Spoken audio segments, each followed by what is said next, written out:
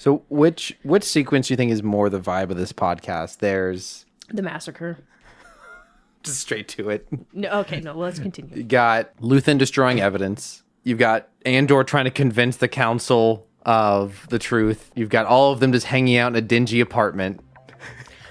That's rude. And then you've got the three hanging out, drinking and playing cards, trying to gaslight each other. I think we're Lonnie and Luthen on the bench taking forever to get to the actual point of the conversation.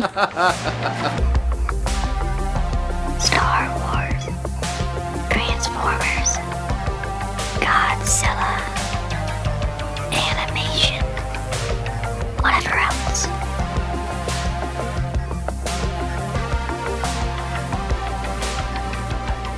Rebels, robots, and etc. And one shoots the other. And then it takes so long one of us dies. Well, it's Starformers night. Welcome to Rebels. Rebels, big rebels, small robots. Actually, big robots, big rebels. Not Transformers robots, but K2SO, baby. It is episode 79. I'm Cameron. I'm Rachel. And this is our last week of our weekly chat of Month Door, where we've been talking about Star Wars, but also... Andor. But and also... Transformers memes and Godzilla memes, really. Yeah, That's all the memes, content yeah. we get. We do have some big Godzilla news this week. Some Some Godzilla big, news. I mean, big as in as far as like the beginning of the... Big Godzilla. But we also just talk about whatever else we both want to talk about. Last 3 episodes of Andor Season 2 and of the series. Is done. Unfortunately. It's Though done. I could totally see them doing more. We'll talk about it. I think we'll get comics in between. I always say, every time we talk about a Star Wars show, I'm like, I'd be interested in reading this, and I never seek it out. But I might be genuine in this. But before we get there, I have info. recent thoughts and news in a section we call News, Woos, and Booze. Rachel, what do you got? I have info from last week. I have 2 subjects that I'd like to talk about. Okay. So first of all, I also have something from last week. one thing we missed because there's a lot going on. Yes. It was when they were trying to get Mothma out. In the control room of the ISB, where they are weighed down by the bureaucracy of IT. Mm-hmm. They actually refer to the ISB agent, that the secret one, the lady, in Bale's team that's corrupt. Oh, okay. They refer to her as Jung's agent, who is Lonnie Jung, Luthen's spy. Okay. So the reason Luthen knew that Bale's team was corrupt was because Jung had to put an agent on Bale's team. So he sent an inexperienced one to sabotage the situation and then told Luthen there was a spy. Lonnie chose that particular bad agent. spy. That's wild. Wow. He played 4D chess. Yeah, with that's that. crazy. I missed that. Yeah. The show can sometimes be confusing with proper nouns because some characters will refer to a character by their first name and others by their last name. And when you don't hear one or the other very often, it can be really easy to forget. I think I was laughing too hard on the fact that they were still like, well, it's not on our side. I think I was still laughing a little too hard. I'm like, how many IT ISB agents does it take to figure out where the problem is? They probably, Not enough, apparently. They probably called 7 guys who were like, have you tried turning it on and off again? Cool. Okay, so I have not a lore note like that, but just every time I listen back to the podcast, I feel like there's a thing Rachel said that I just didn't hear. This is one of my favorite things you've ever said. It's very funny. At least the favorite things that you've said that I didn't hear at the time. We were talking about Andy Serkis, the actor who he plays Snoke. He's Kino Loy in Andor Season 1. His last name is not spelled like the circus, but it's pronounced that way. Serkis. And I said his name, and you said, not my Andy Serkis, not my Andy Monkeys. I was so glad you heard that. I was proud of that one. You came up with that. Yeah. I just assumed you stole that from On the the internet. fly. So good. That's the going in fly. the best of then. going in the best Definitely. of. It's so funny. Should I tweet that at him? Not my Andy Serkis. Just not out of my no Andy. context. It's hilarious. Blocked. It's really funny. Immediately blocked. So that's my note from last week. Beautiful. What's your other note? Okay, so we kind of dogged on episode 9 for this, of the scene on Yavin where Vel holds up that blaster and goes, who belongs to this? And Melchi's like, me. Yep. That was very Kermit Melchi. That's my blaster. Someone tracked that blaster throughout the series. It's from season 1. It was Cyril's. I saw this. Okay, Yes. well, I'm going to talk about it for No, please do. Yes. So it was Cyril's, and Andor takes it from him, but Cyril never. I don't think Cyril gets a good look at him because it's in the first arc. I'm fairly certain, because it's before Cyril got fired. Yes. So it's a corporate. It's just corporate. It's like, I don't know, probably finding like a 9mm Glock with a cop. Sure. It's standard issue. So he took it, and then he took it to Aldani, and the guy Andor ended up killing later, ironically asked the same thing. Whose is this? Like, who's this belong to? Oh, and Andor's like, didn't get a name, which is funny because that's Cyril, who he stole it from. Oh, wow. So, yeah, I cannot wait to just rewatch this whole thing. It's going to be so good. So, obviously, you can see it. And it's corporate issue, so they're kind of like, where's a random guy who showed up come with corporate issue? So then, I didn't get the photo. After they escape Narkina 5, when Andor finds out from Melchi that his mother is dead and they part, he gives the blaster to Melchi. Yeah, Andor had stashed like some money and a blaster on top of the shower in his apartment. And Andor was in that prison for a minimum of a few months. Yeah. And it was still there when he went back. It's so funny. It really shows. They do not clean the rooms. Yeah, landlords don't really care, apparently. So that, while it's a very extended point, it is kind of like Melchi survived. Okay, anyways, there's that. And any other notes from last week? I get one more. One more. Go for it. Let me double check it's right. Here's a note. In texting, this is speaking of things that have been kind of multi-episode arcs. Originally, we said the Gorman language, Gore, sounded very French. French. Our friend Caleb, who studies linguistics, who's knows a language French, snob, told us it did not sound like French. So then we said, but his wife said that. But then he went back, and after watching more episodes, he went back on what he said did sound like French. And then in a video with the actor who plays the leader of the Gorman Front, he said it is based on French. So get owned. We know your language better than you. So that is confirmed. That gets a woo from me. So boo for French, woo for... Also a win for the Twi'leks. The Twi'leks are no longer the French of Star Wars. The Gormans are now way more French. And they were a little more similar to maybe World War II France. Anyways, we're going to move on from that to my last bit of knowledge. Okay. So when we saw Saw Gerrera's team meet Willman on that little like bunker to get the engine, that's on Dakar. Like Dakar. Like it's D''QAR. Very Star Wars. That is the later location of the Resistance base in the sequels. Oh, shoot.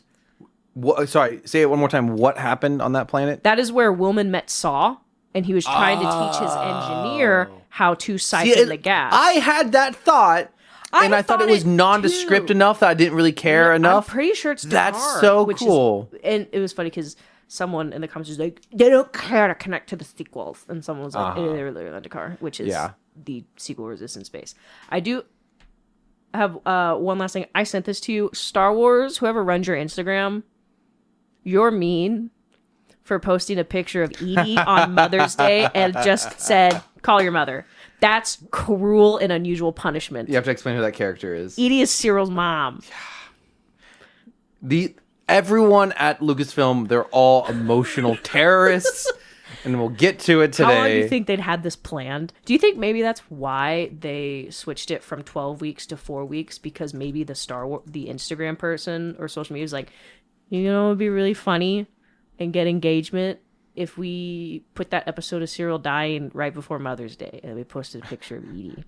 I did see another comment where someone did a collection of like Happy Mother's Day to Star Wars moms, and they included a picture of Edie in it, and I guess they were getting a bunch of crap for putting Edie. Like, she's a terrible mom, and they reposted it, and they're like, as long as I still continue to see Darth Vader celebrated for Happy Father's Day, Edie gets to be in the collage.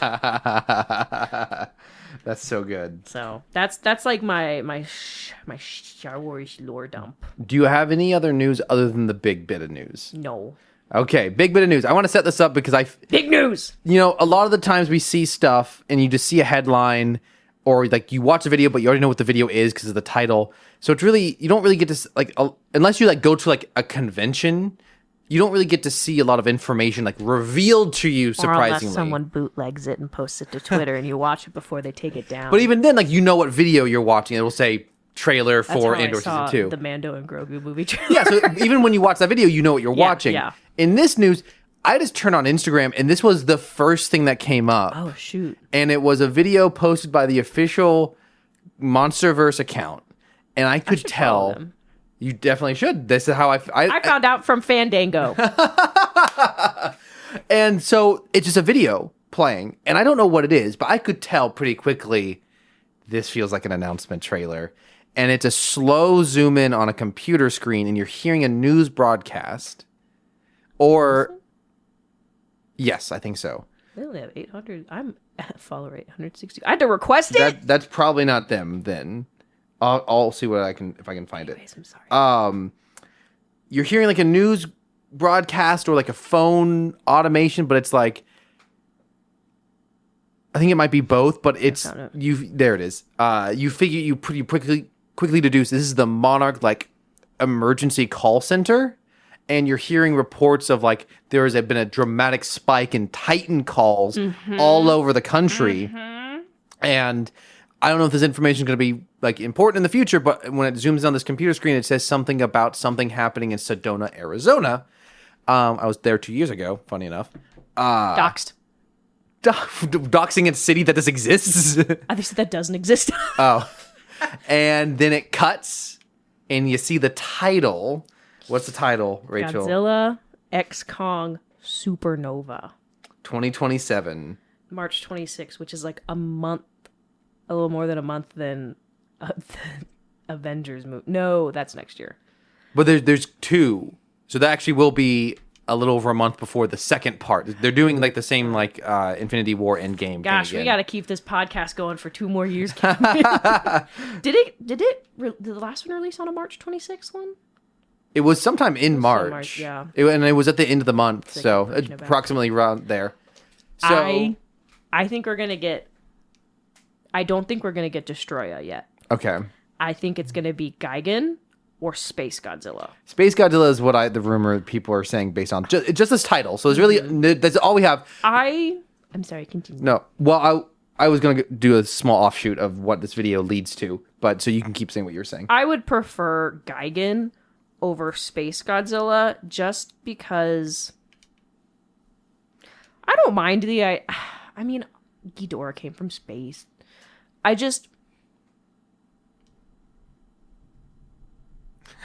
Sorry, I'm tapping my phone. The concept of Space Godzilla, I just don't really know how I would feel about it, and I guess in a Monsterverse movie. Yeah, so far, I mean, it's not been that level of ridiculous. That there's no aliens That's what it involved. is. It feels ridiculous to me. I feel like Gigan would be a better option. Or even, honestly, Destroya, who is... Well, Ghidorah is supposed to be Godzilla's big bad, but then Destroya absolutely wiped the floor with him.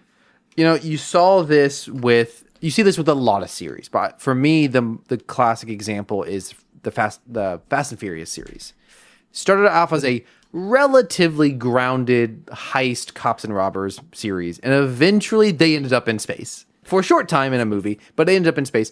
That there was a point where they kind of jumped the shark to a level where they became a much sillier, over-the-top action series, and then every movie has to escalate.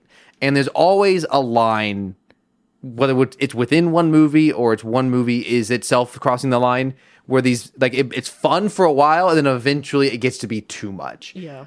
We've definitely seen an escalation within this series from Godzilla 2014 to Godzilla X Kong, The New Empire last year. It was ridiculous. I still enjoyed it. I still think that's a good movie. But yes, going to space could be that step too far. But you know what?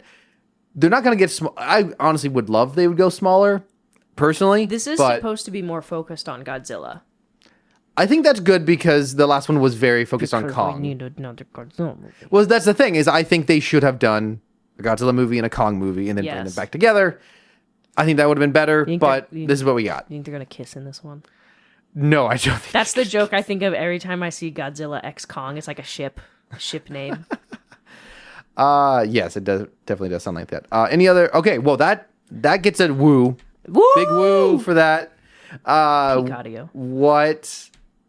You have anything else before we go to? It's not news, but it's not a meme. But I don't really want to put it in the That's fine. That's fine. Someone posted this, and so they went to a con last week that had both Kyle Solar and Denise Go, who is Denise is Deidre, and Kyle is Cyril. Mm-hmm. Okay. Seeing Kyle Solar outside of acting is so funny because that man has an his beard. He looks unhinged almost. It's so funny. Maybe he grew the beard because he's like, I can't be associated with Cyril outside of work. So he went and he was only able to go to one actually, and his friend went to another. He went to Denise, and he got Denise Go to sign the screenshot of Deidre holding up that shirt before dinner with his mom, smiling, where she's like, and then he got forced big smile, and he got Kyle to sign the screenshot of Cyril laying on the bed. Mm-hmm. And the guy who very good. So they both signed it, and they titled it "Smiling Deidre" and "Sad Cyril," like Kyle. Yeah, it was really funny. It's fun. But the actors liked it so much, they wanted a copy. He'd already brought doubles for them to sign and gave them each a copy. So it's just wholesome. It's wholesome, but also funny because on all the things they're probably asked to sign, it's just the little unhinged moments that probably bring them some joy. Yes, I agree. Making a note for later. Making a note for later to for go making meet. An unhinged comment. Okay. The last arc of Andor 10, season 11, 2 12. and Andor as a series. We are we're within the okay, so I realize now it is not 1 year before the Battle of Yavin. It is the Battle of Yavin. So it is within the year. Like if Battle of Yavin is New Year's, this is like December. Alderaan has like 4 days to live. Yeah. So there is not a ton of time between the end of these. I mean, it pretty much leads right into the start of Rogue One. Yeah. So this is not just a year before it. It is. This is. We are within days of Rogue One starting within these episodes. The first episode, very Luthen and Clea and Deidre. The only characters we see. Well, Lonnie. Like we're all on Coruscant. We're following them. Luthen goes to meet with Lonnie. Emergency call out in the open. It's not their typical down in the hell basements of Coruscant. Yeah. It's not that SpongeBob meme of him in the dark hallways. It's out in the open. Lonnie's subplot. And Clea is kind of running things as usual and says to Luthen, back out if it's not perfect. And Luthen has the quote, I think it's going to become an iconic quote of, "We've run out of perfect," which is a really great line of just like, we can't run things exactly how we want them anymore. They gear up, Luthen and Clea. Lonnie is pretty much like, you're burned. They know who you are, Luthen. They're coming for you. Mm-hmm. I burned myself to get the bit of information we need so I can get out. I was able to steal Deidre's security code. He's had Deidre's login account for a year. Oh, that's right. He's been waiting. And he's never used it. And he pretty much figured out everything. He figured out everything about Gorman. He figured out what they're doing on Jeddah, and all of it leading to he figured out that there's a weapon. Mm-hmm. He doesn't know it's called the Death Star. He doesn't know what it, but this is the bit of information that I don't think he knew. Did he get the term Death Star? I don't think he said it. Yeah. But Like, he doesn't know there's a weapon. But they know it later. Oh, for sure. But like Lonnie did not figure out exactly that there's a weapon is. He does not know that it can destroy a planet. He just knows that this thing is so important that it is like the number one top secret priority. It's multiple convoluted plans by the Empire to build this thing. Everything around it is implying this thing is incredibly deadly, incredibly important, and like obviously would be used against this forming rebellion. Yep. But Lonnie is holding out the information because he wants safe passage off Coruscant for him and his wife and daughter. Oh. And Luthen is like, you gotta tell me. He tells him. It cuts away to... Luthen is booking it out of there. Yeah, I'm trying to remember the exact... So it just cuts to him leaving. Yeah. And he meets with Clea. And then it cuts back and Lonnie has a bullet hole in his chest. And... We get to see a Lothcat, though. That's right. Someone has a pet Lothcat. Someone is walking their Lothcat. Off leash, if I should add. Those little monsters, you can't trust them. I don't know what the leash laws are in Coruscant, but I feel like they should be on a leash. That one, I say as I point to it, I don't know. Our editor.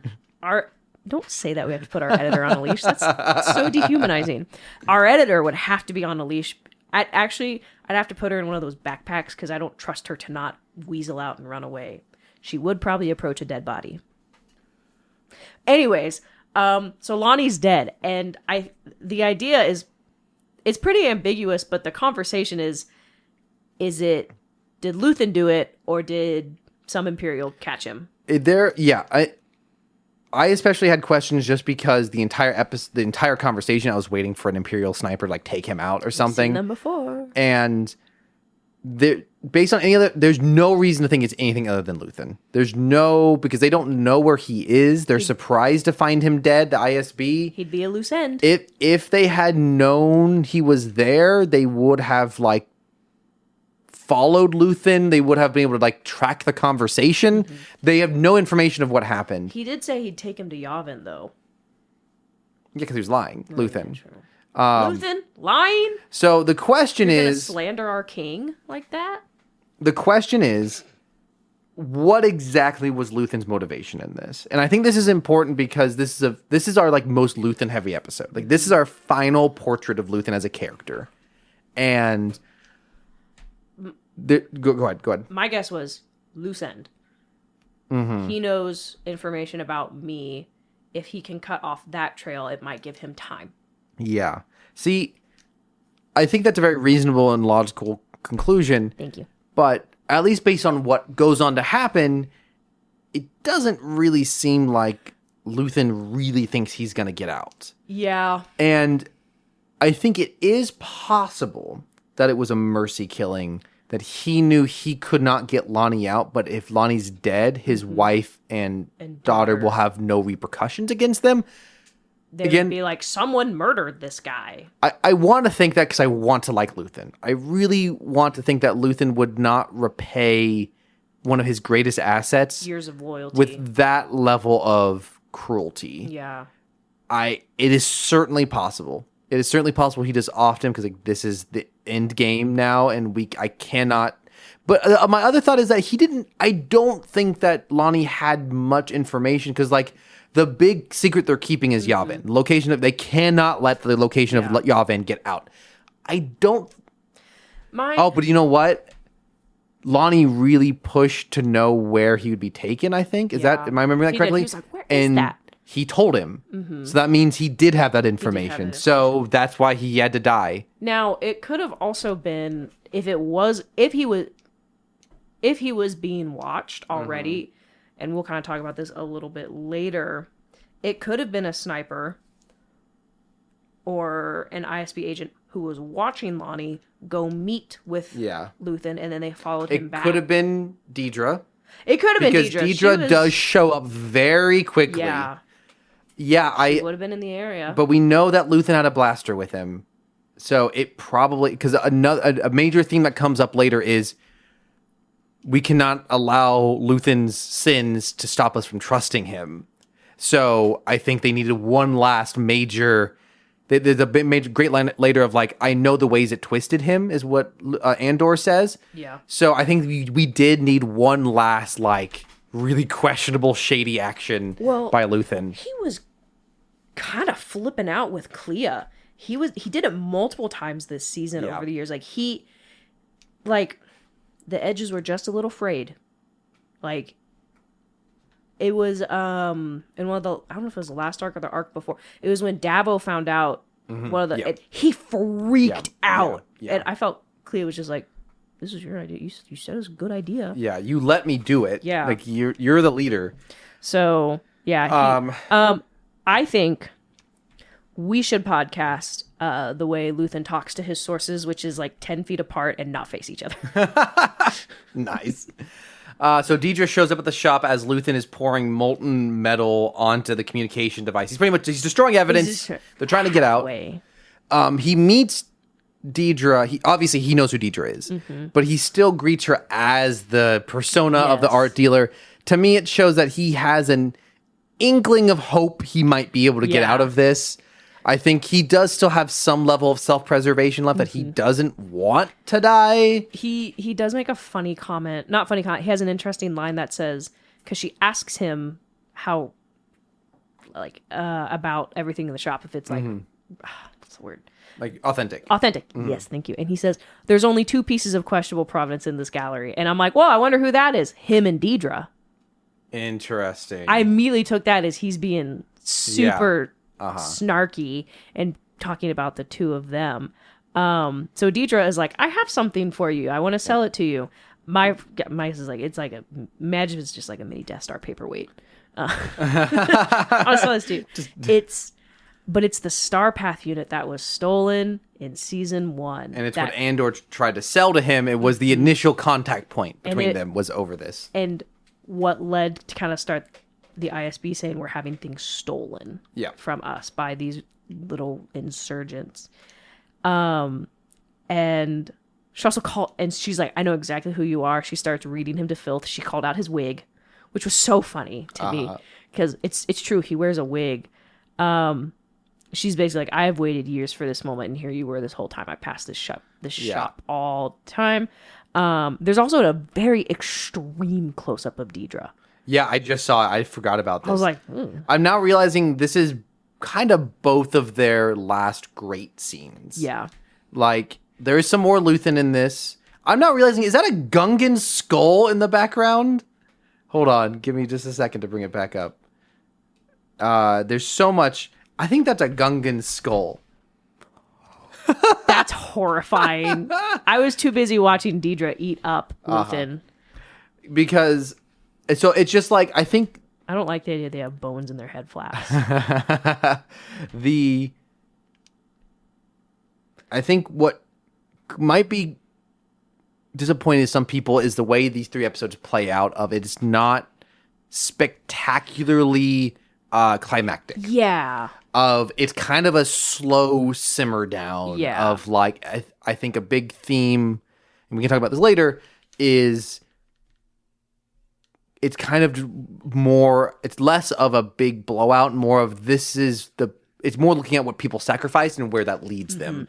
And I say that to say, retroactively, to look back and what is the last kind of big moment for a character in this show, and this is the last big moment for both of these characters that have been hunting each other. And there's a great line of, Deidre says, you've been here this whole time, and Luthen says, and I've known about you the whole time. This hardly seems fair, which is a great little jab. Speaking of jabs, Luthen good transition, shows Deidre one of the artifacts. I don't remember what he calls it. It's a something bleeder. It's a knife. Yeah. And so she, she's still kind of yapping at him, and he has his back to her. I think she points her blaster at him. She's like, you're under arrest. And he drops it. It's got a knife on it. And try to kill himself. He's cut his wrists. Here's the thing. Oh, I assumed he stabbed himself in the heart. Maybe you're right. Maybe he stabbed himself. But he has injured himself, self-inflicted. And I'm thinking, Star Wars doesn't really do blood. That's a good point. Star Wars, even when Cyril got stunned by the explosion, there's a lot of dirt on him, which arguably you could argue like that would be blood. There'd be blood there. Impact when Ryland's daughter got thrown. It in a normal. It's mostly internal injuries. Yeah, in another show, you would probably expect blood out of her ear or out of her nose. It's such a traumatic throw like that. Yep. So there's not really blood. It's blaster fire. Lonnie didn't have blood. A lot of the wounds in Star Wars cauterized. Anyways. Yeah. All that to say, that was kind of a lot of blood for Star Wars. Yeah, and I think they get away with it because you don't see the actual wound. He's turned away from the camera. You just see the blood on the knife. But yes, why did you just put your sunglasses? Because I'm going to fidget with them if I don't. I see. And I love the flip. Deidre has been so confident. Yes. She holds all the cards, and the moment she realizes Luthen might die, she literally collapses. She's like, no. Like, she's seeing her life flash before her eyes. And what we see later, she's right to have this reaction. Yeah, all her work. She immediately she's on a comm with someone. She's like, get that team in here. And so ISB descends on the shop. They immediately start, they stabilize him. This is the first time I think we see a Star Wars ambulance. It was ISB regulation, but so they load him into an ambulance. Clea is watching and horrified because Luthen had sent her on to get information to the rebellion about what Lonnie had found, and she even offered. She's like, "I will go take care of the shop."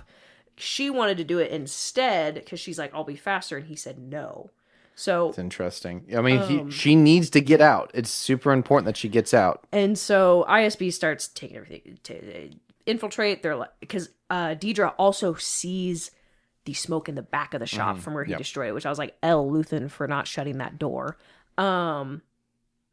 My personal thought, that ISB kind of descends, and I'm like, this is like kind of what it would look like if the government, FBI came to my house. It's just my home, and I just have trinkets everywhere. Sure. They go into my office, and it's all Star Wars, and they're like, dang. So the rest of the episode cuts back and forth. So I think I want to talk about one element because it really informs the other. We see flashbacks to how Luthen and Clea met. Young Skarsgård. It's never really explicitly stated, but one can very logically deduce from these. Luthen was an Imperial soldier of some sort, and he just lost his taste for it. He couldn't. They were like killing an entire town, and he hid in the ship, and he was freaking out, understandably. And Clea was hiding in the ship. And we get de-aged Luthen, which when he's not, like, if you freeze frame it, it looks great, but when he's moving, the face is kind of jittery. It was the hair for me. That the hair is weird. I was trying to figure out, I'm pretty sure it's a different person's body. It's a younger person's body. So it's not actually, it's someone else's head. It was probably another Skarsgård. That would be interesting. Pulled in Bill or something. So ultimately, so he finds Clea hiding. I have a note that just says he's a veteran with PTSD. He is. And they pretty much run off together. And they start selling artifacts and items, and it pretty much they are. And Clea is Clea from the beginning. She is a young woman who's very cold. She can. She's a tough negotiator, and she will not look away from a public execution. She becomes radicalized very quickly. But you see, Luthen is already on he's already had it in his mind of a eventual rebellion. Yeah, he said we lose and we lose and we lose until we win. Yep. And then he helps her blow up a bridge. And ultimately, this whole sequence, or it's cutting back and forth, the series of flashbacks just establishes what had they've been subtextually setting up. Now it's pretty much text that they had a father-daughter relationship. It is now, it was not literally, but it was what is Star Wars without parental relationships? Man finds lost child. Yeah. Oh, add him to the list, Cameron.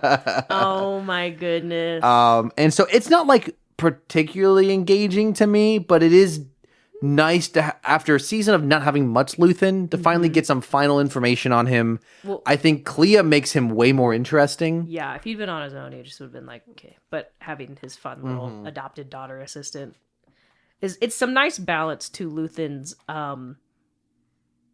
kookiness for Clea to be the one in that relationship being okay, let's simmer down. Yeah, man. She's totally serious. Andor would have a crazy Lego game. I'm just saying. What would it be? What would the level be like where you have to play as Clea slowly turning the thing to get the sound device out of the piece of art? Quick time events. Sounds awful. I know. So that we're cutting back and forth between that and then what's really the main point, which is Clea breaks into the hospital. They've taken Luthen to a hospital. He's stabilized. Before that happens, Deidre's arrested. Yes. There's it's while she's at the hospital. Yeah, or it's like as she's coming in. Clea is going to the hospital. Oh, yes. She's like starting her infiltration right as Deidre gets arrested, which is incredibly helpful timing for Clea. They've shut off the whole level that Luthen is on because it's under ISB control. Commander Hert. Heert. Yeah, it's like Heert, and you pronounce both E's separately. And I swear they pronounce it different every single time. The guy who replaced Deidre on the Access Project, he was with Lonnie in a couple of the other scenes. He's a younger guy, and they placed her under arrest because she basically acted without any control and in a realm that wasn't hers. So they arrest Deidre. And so, yeah. Something I want to point out that's going to be a running theme through our discussion on this is Clea breaks into the staff lockers to steal a nurse's uniform, and her device is this unlocking device. These 3 episodes have some of the most incredible, what I'm calling clicking and whirring, that just like close-ups on devices just doing stuff. I realized I love this actually because of Bad Batch Season 2. Clicking make brain go burr. 100%. It's so good. In Season 2 of Bad Batch, there was a sequence where Omega had this like drilling machine, and it like had multiple stages of how it worked, and I loved it. And I realized that is a very fun world building thing of just to show the technology.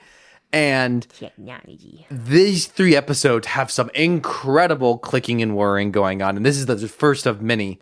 Also, look at this little dude in the hospital. Too. He's just a little guy in the background. That's a doctor. Put some respect on his name. He went to medical school. He's just like a little duck-faced guy, and he's great. Speaking of funny aliens... Oh my gosh! Clea is able to get through some levels by hijacking an older alien woman who's in like a hover wheelchair. The captions call her Granny. Yes.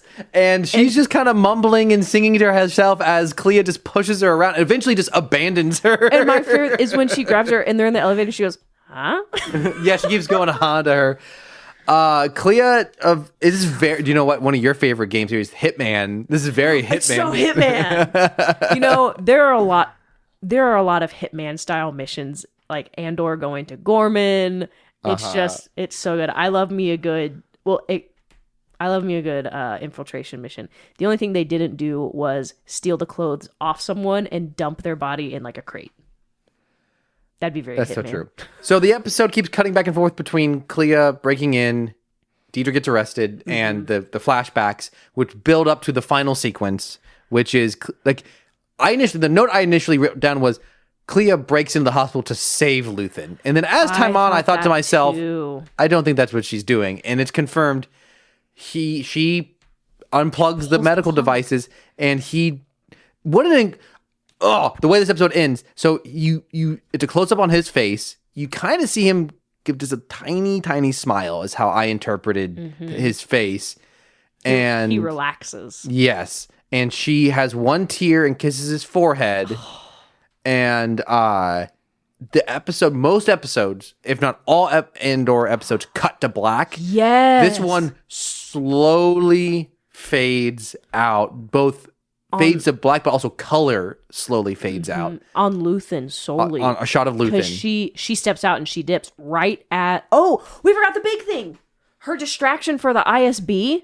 She blows up the loading docks, which relates to a flashback that she did with Luthen. Oh, I didn't make that connection. In some of her first one of his first lessons to her was blowing up a bridge and kind of teaching her how to do it. Don't look. Don't look at it before it happens. Yeah, don't be watching as it explodes. Yes. He goes, "Don't look," and turn, and now we're leaving. Yep. So she's like 12.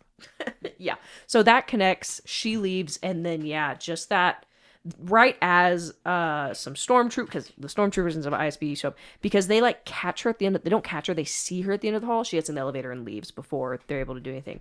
But yeah, the fade out on Luthen was just just like an incredible editing choice. It is like the episode is ending with him dying. It makes you sit with it. It's so insane. My prediction was that Cassian was going to have to come back and save him, but he gets the info, and Luthen ended up requesting Andor to kill him. Yeah, I see. That was my guess. I was wrong. Similarly, I was going to guess that Cleo was going to show up to save him, and he was going to say, "End me," because kill me, because he did at the end of the first season too. Yeah, he was like, "Kill me." That's my Stellan Skarsgård impression. I think he's smart enough to know that no one can stand up to interrogation, especially if they want the information, they'll get it out of you some way. Mm-hmm. Like I was thinking, ultimately, Palpatine will come do it himself, or especially Vader. If the Death Star's involved. Exactly. To this level of information, Palpatine or Vader will get involved themselves. Horrifying. So we come back. In episode 11. A new ISB agent is involved with hunting down Clea. Heart or whatever his name. He's Hart. Hart. Commander Hart.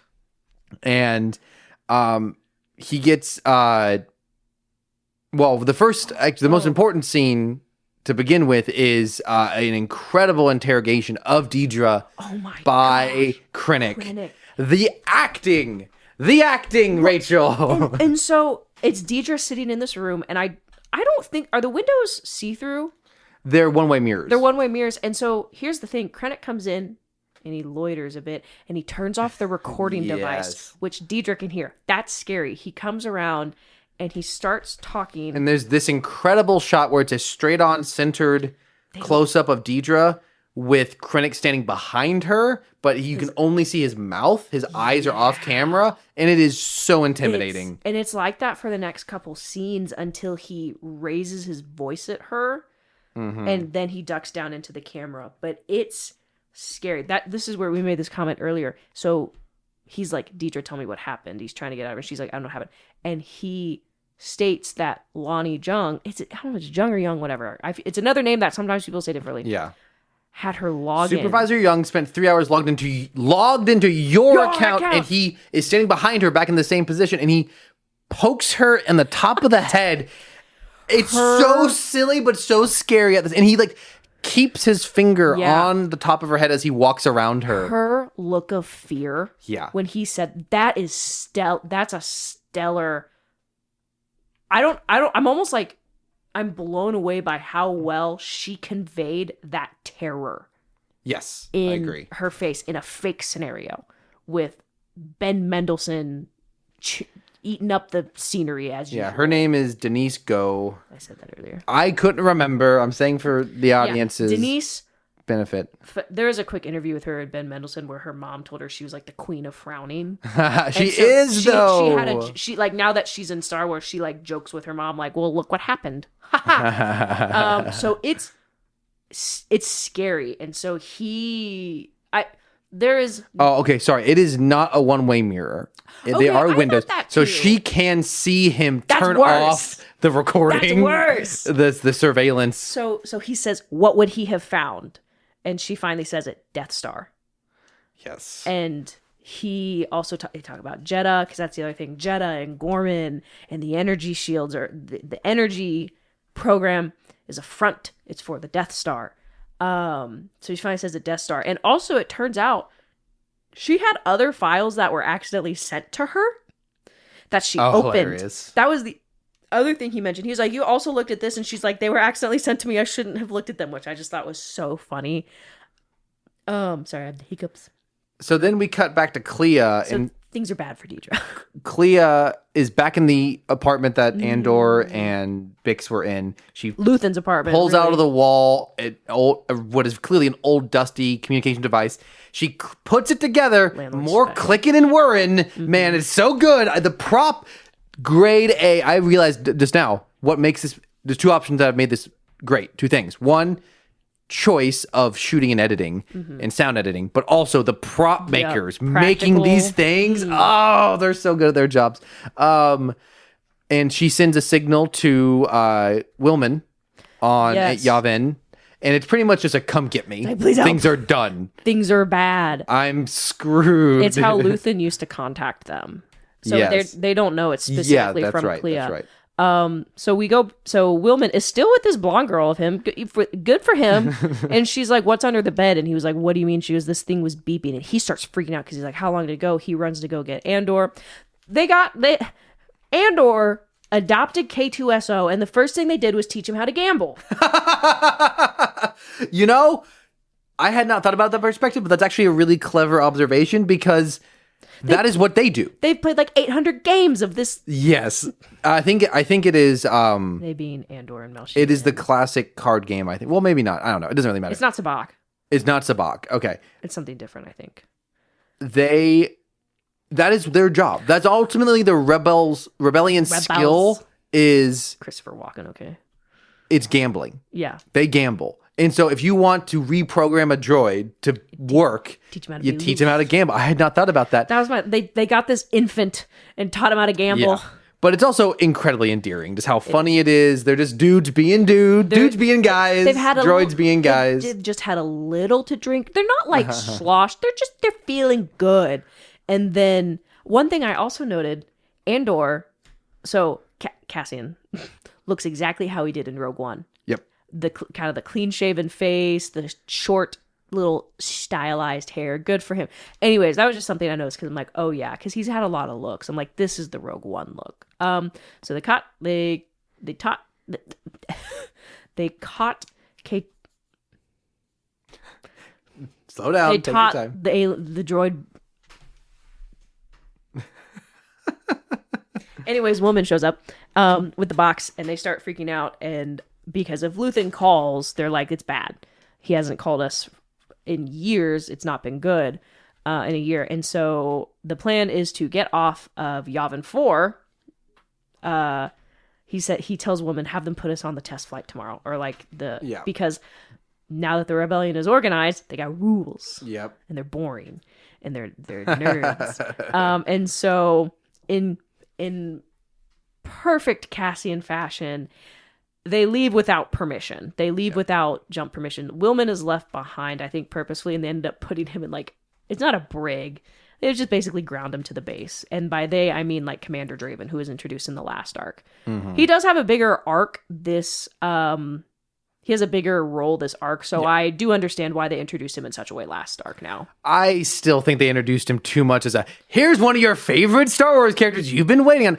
I think the actor's great. I think he gives a great performance. I think he plays the role of he could have been an Imperial officer. He might have been an Imperial officer, but he's got just enough humanity in him to you can understand why he's working for the rebellion. Yeah. You can see he's the guy who is enforcing rules. He's the stick in the mud. There are some people in a rebellion that feel like they enforce rules just to feel power, and there are some people who enforce rules because they know they need to maintain order. Because Saw Gerrera is no rules. We cut back to Deidre in prison, and I want like no other notes for this episode. I don't know what happened. I think I was too busy. You get pulled in. I want to point out this shot because there's an interesting parallel later. There's a really great shot of Deidre where she's in a cell. If you've ever seen a prison movie, they have a slot where they like feed you through. And they like uncuff you through this slot. We're seeing Deidre through that slot. So just think of you have a very like gray room, gray door, and you see Deidre through this. She's very small, and it's like a prison within a prison. It's a great shot, but also it's going to come up later. So I just wanted to point this out. I also thought it was interesting because when we see her for the first time, she's not obscured. In the next couple scenes with her visitor, they're still quote unquote behind the obscuring. I see. So I almost thought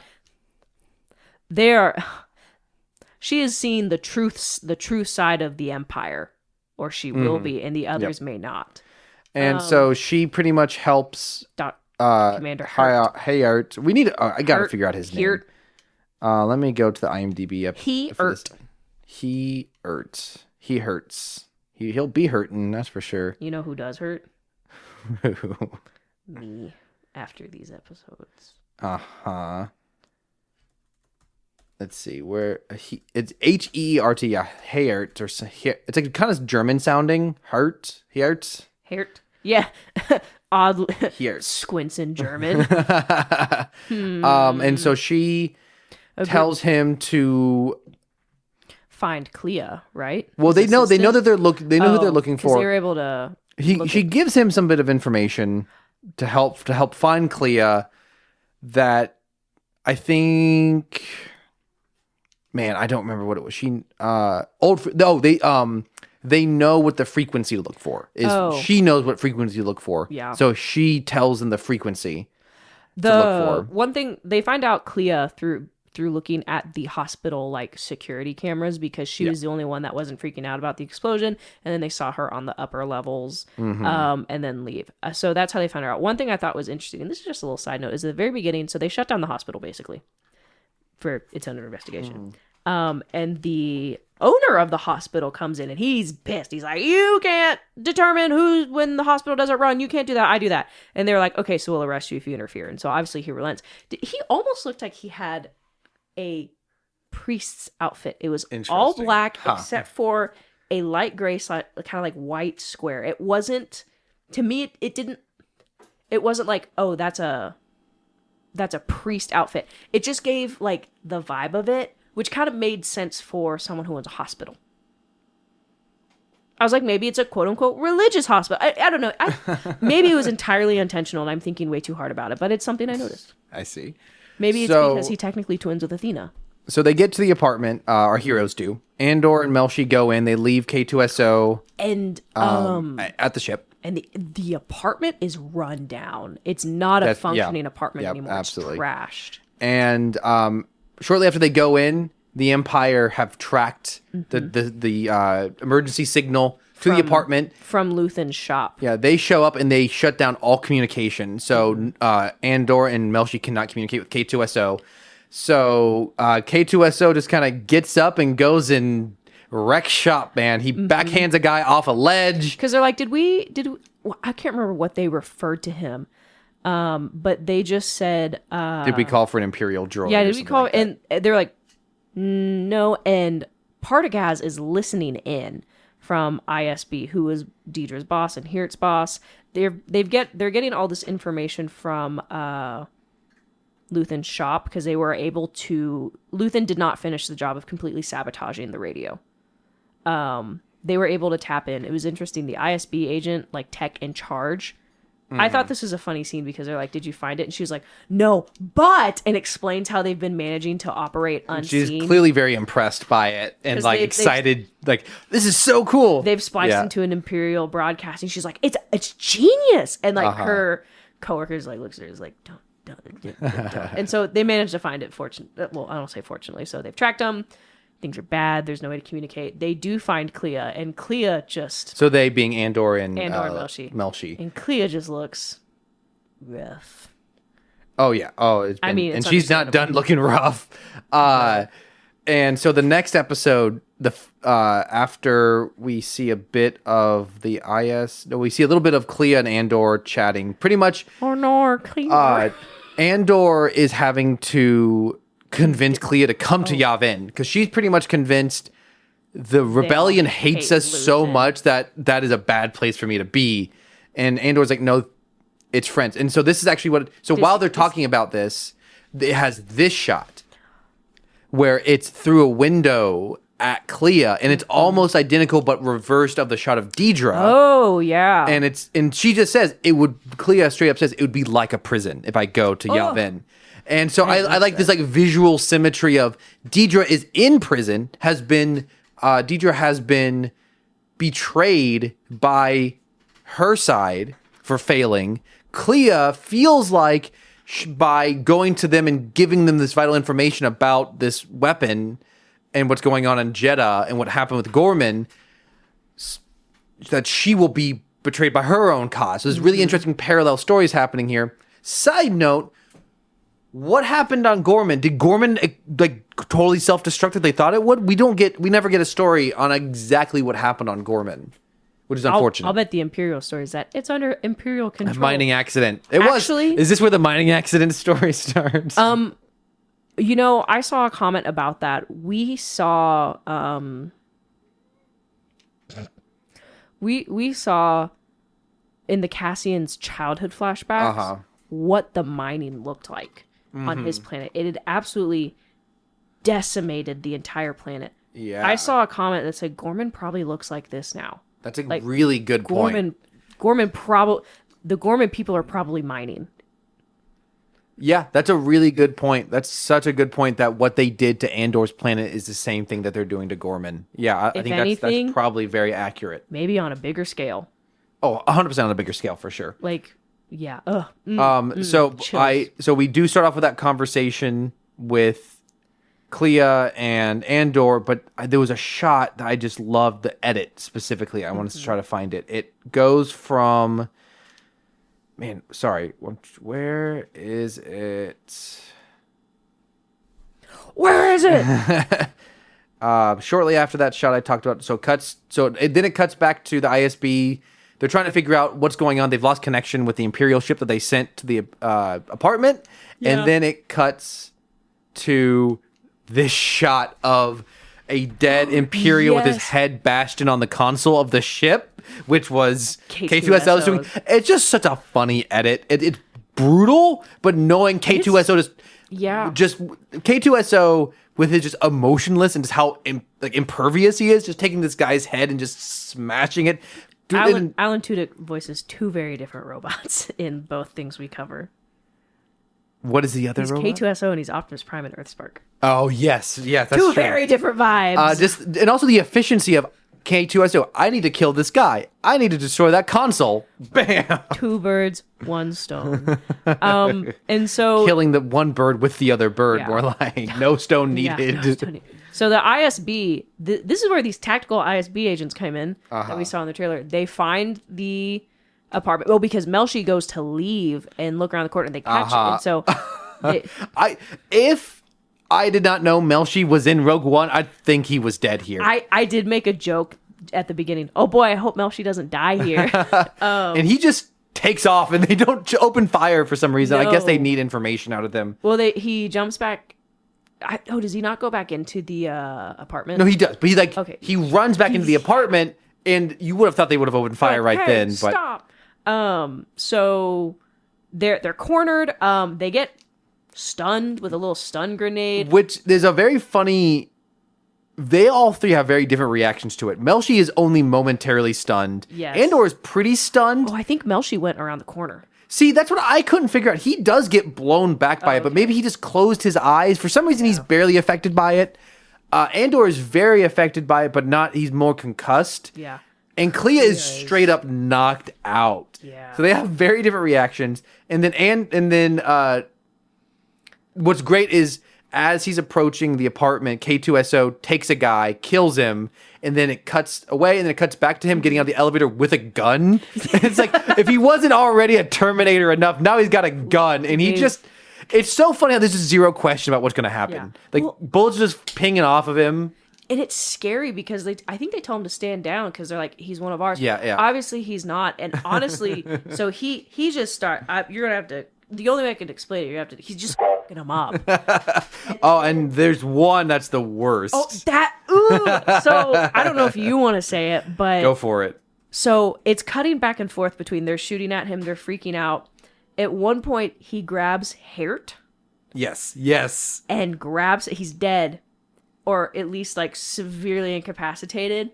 And he just holds him as a literal human shield against the other ISB agents.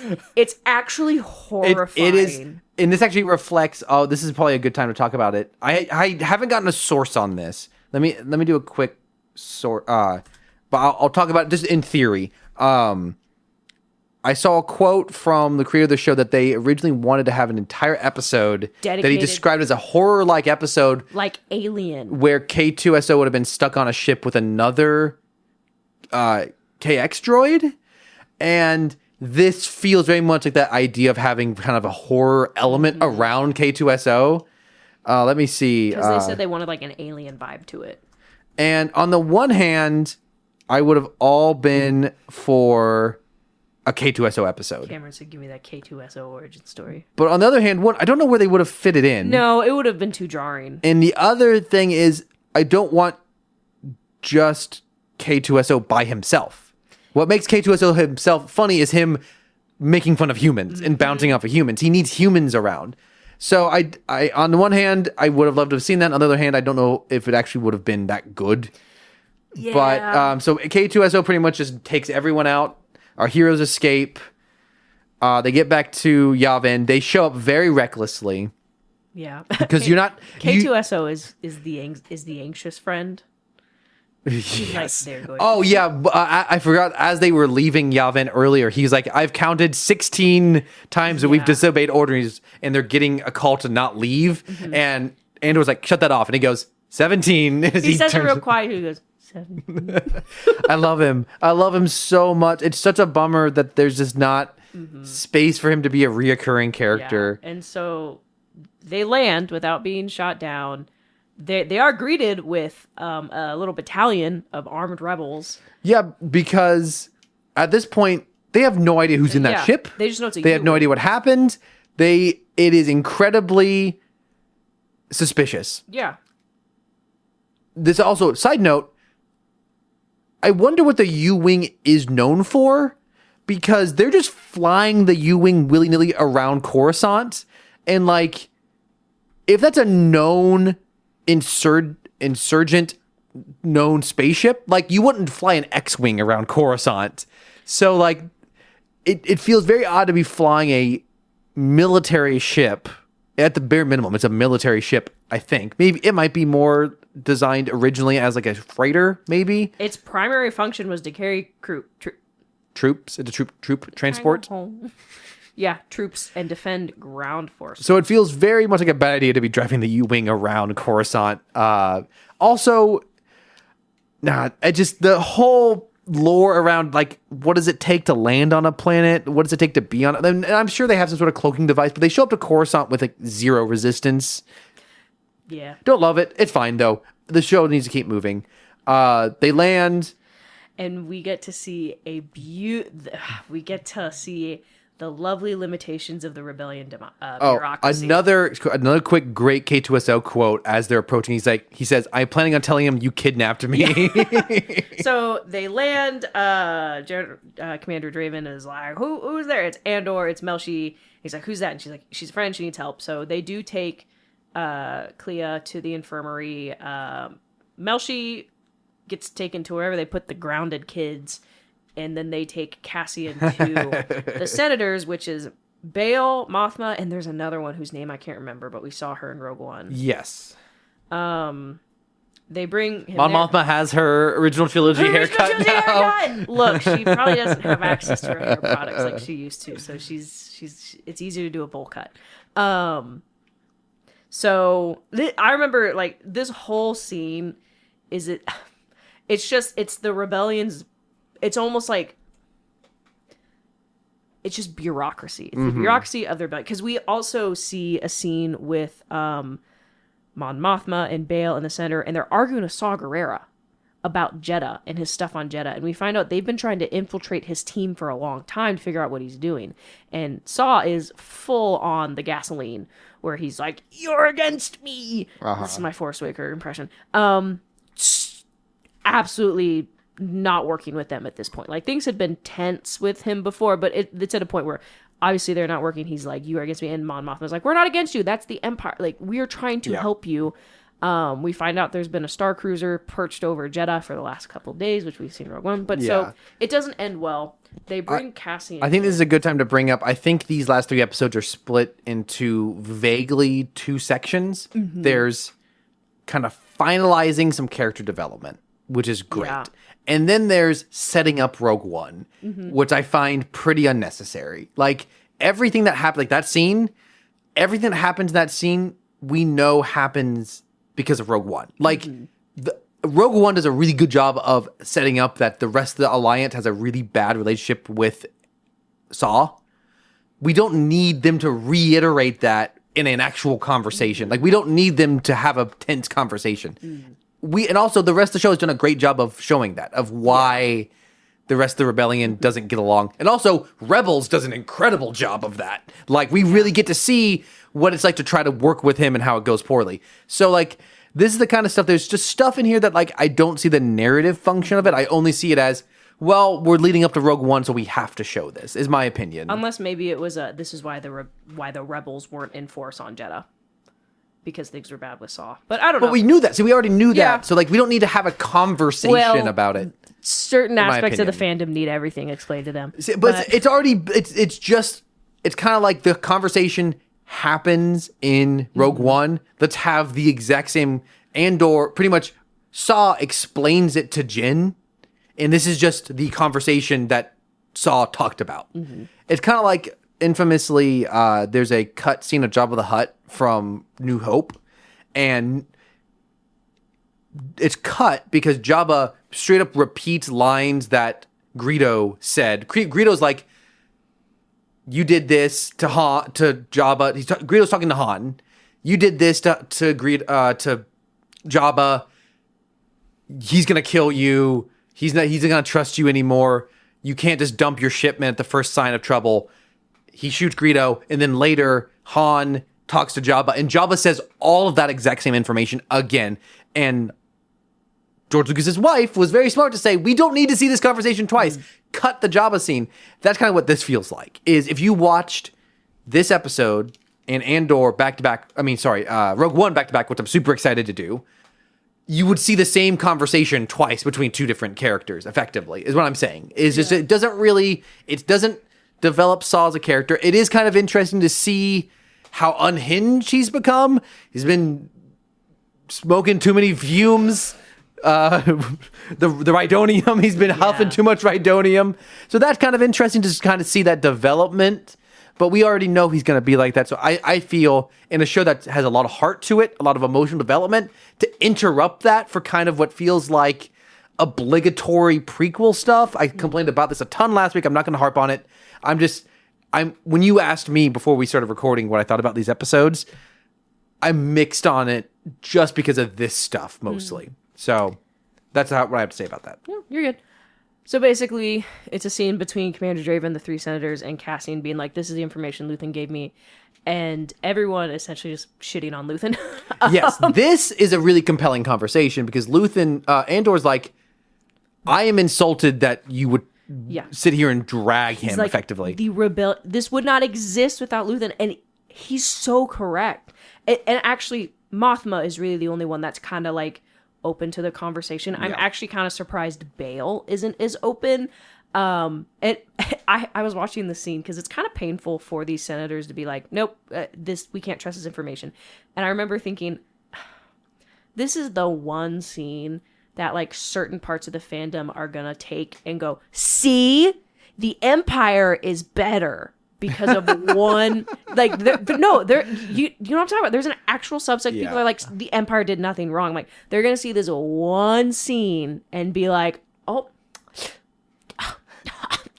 1 5-minute conversation. Yeah. Anyways, what I do think as I'm thinking more about this scene, I think what's really good about this scene is that it's very easy for characters like Mothma and Bail, who are pretty morally clean and have made good decisions for the most part. I think Mothma is open to it because she relates to Luthen more than other characters because she did do some shady stuff. And Bail hasn't lost anything yet. He still gets to go home to his rich little Alderaan city.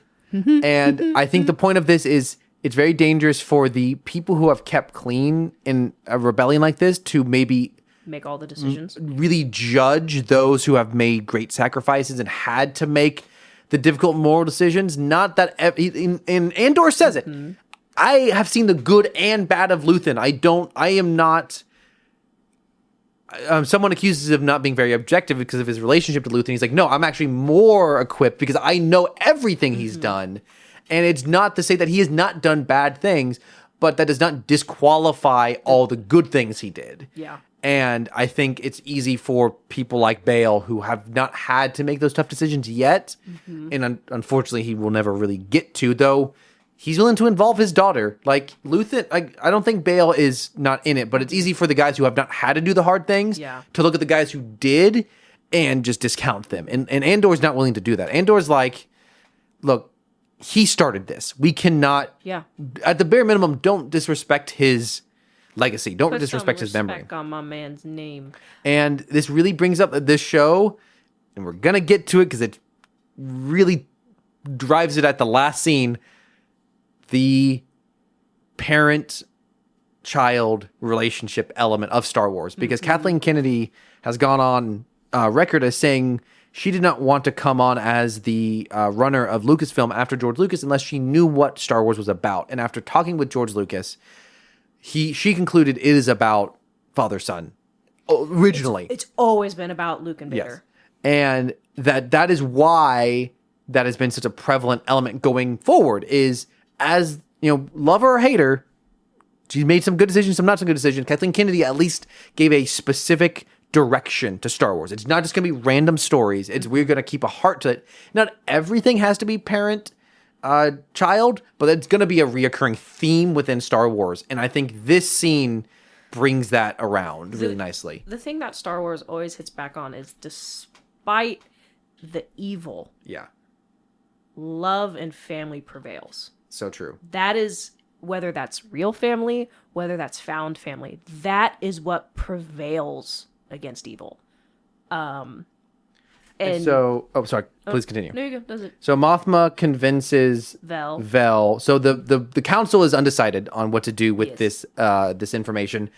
Mothma convinces Vel to go speak with Cassian, and she shows up and is pretty much just straight up with him. Yeah. Mothma wants me to hear what you have to say, and he just tells her. And Mothma then just convinces. So Vel convinces Mothma, who then convinces Bail to listen to it. There's an important scene back in the ISB headquarters. Okay. That is, in my notes, that's kind of, it's in between those, and maybe that's just me being sure. Let's, notes. We can conclude that plot here. So is this... this is Partagaz. Oh, yes. I didn't write this down. It goes back... I did, because I was like, whoo! It goes to Partagaz, and this is didactic noise. Or diegetic noise. Yes, there you go. It's Nemik's manifesto from the first season. Nemik is the young boy who was crushed by money, and gave his manifesto to Andor. To Andor. Well, I think I forgot about this. This manifesto had been spread across the galaxy. I think they probably showcased it in one of the episodes. It's been a while since I've seen it. Partagaz is in this ISB chamber listening. Partagaz being a very high-ranking official Deidre's at ISB. boss. Yeah. He's funny too. He's a diva. He's the one who said calibrate your enthusiasm to Lonnie and Hurt when he was like, "You want to go in my place to this event?" Is funny. He's funny. He's the one who had an interesting conversation with Deidre and Cyril anyways, he's listening, and someone else, I can't remember whose name it is. He's been a pretty important ISB agent. He was in charge of the comms during Mon Mothma getting out. He comes in, and they just kind of have a conversation. And basically, the situation is that Partagaz's career is over. He's going to be investigated. That's like everything that happened with Deidre, the failure of getting Clea out. That's too many failures. With Lonnie, too many failures under his umbrella. So Partagaz asks for a minute to collect himself, and the ISB commander steps outside. It's silent. He pulls a blaster out from under his desk, and it's the scene from outside the doors with the commander and two agents, and you hear the blaster shot, and they move to rush in except for the commander, who just holds his hand up. Yep. So the option was either, do you want to go to Imperial jail for the rest of your life or kill yourself? Yep. So then we cut back to Clea. So pretty much every shot of Clea so far in the infirmary has been just her kind of just She's out of it. And she then wanders out into the rain, into the forest. And my conclusion, it's very unclear. I think my conclusion is she just spent so many years under the thumb of the Empire, living at the heart of the Empire, Coruscant, convinced everyone's an enemy. You can't trust anyone. And then from her previous conversation with Andor, thought, if I go to Yavin, it's a place of enemies. She is either just wandering out of just not knowing what to do, or she's just like, I'd rather take my chances in the woods than here amongst enemies. Vel catches her and takes her in, gives her a jacket, and they have a conversation. She says, it's Vel from Aldani. Yeah. The first mission. I have friends everywhere, yeah. is what she says, which is what Andor said to Mon Mothma. What Luthen said, You're here with friends. And this is the exact opposite of what's happening with Deidre. I think that's why they had that parallel shot of her, of Clea feeling like she's going to go to prison, and Deidre in prison is Deidre committed herself to the Empire, and the Empire, the moment she showed any weakness, the Empire threw her away. And Clea has both simultaneously succeeded and failed, kind of like more succeeded than failed, but I think she feels like she failed. Yeah. And she expects to be treated like that, and the rebellion takes her in, which I think is really beautiful. Yeah. And so Vel goes to convince Mothma, convinces the senator, and so there's another little subplot. One of their informers, who I think was working with Saw, he called and he demanded to only talk with Andor. Yeah, it's the guy that Andor kills in the first scene of Rogue One. His first scene of Rogue One. The informer about the Death Star, right? Yes, I think, and so or about Galen or. But so I don't remember exactly what he reports to him. Something important. They call Andor. Commander James call Andor in, call him back. We'll talk to him. And so Andor has his next mission, which is to go meet this informant. It's the next morning, and Vel is there again, and Vel tells him he should reconnect with Bix. One just small, another, K2SO does not have a lot of plot importance, but he's got a lot of small, great moments. He wakes up Andor by tapping him, and he goes, I just never know how to wake up humans or something like that. And he says, the man you don't like is here. And Bale comes in. And they have a conversation of pretty much, it's just a nice moment of connection, of showing how even when they're different, and why Saw is so wrong about all the different rebellion factions not being able to make an alliance, is even though they're very different, they have different perspectives on how to approach things, different relationships to the Empire, or to how they go about doing a rebellion. Bale tries to connect with him. He says, "Did you sleep well?" Andor says, "No." He says, Bale says, "Do you ever sleep well?" Andor says, "No." And Bale says, "That's something we have in common." And pretty much gives him his blessing. He gives him his orders. Bale's going to go back to Alderaan. Tug collar. And then, last bit of why this scene is so good. Bale says, Andor asks him, "Why did you change your mind?" And Bale says, "If I die fighting the Empire, I want to go down swinging." And Andor says, "You would have gotten along better with Luthen than you think." And you know what doesn't happen? He doesn't go down swinging. He gets taken out on a planet. Yeah. But he does. His last decision is to send Leia with the Death Star plans. Yeah. So he does.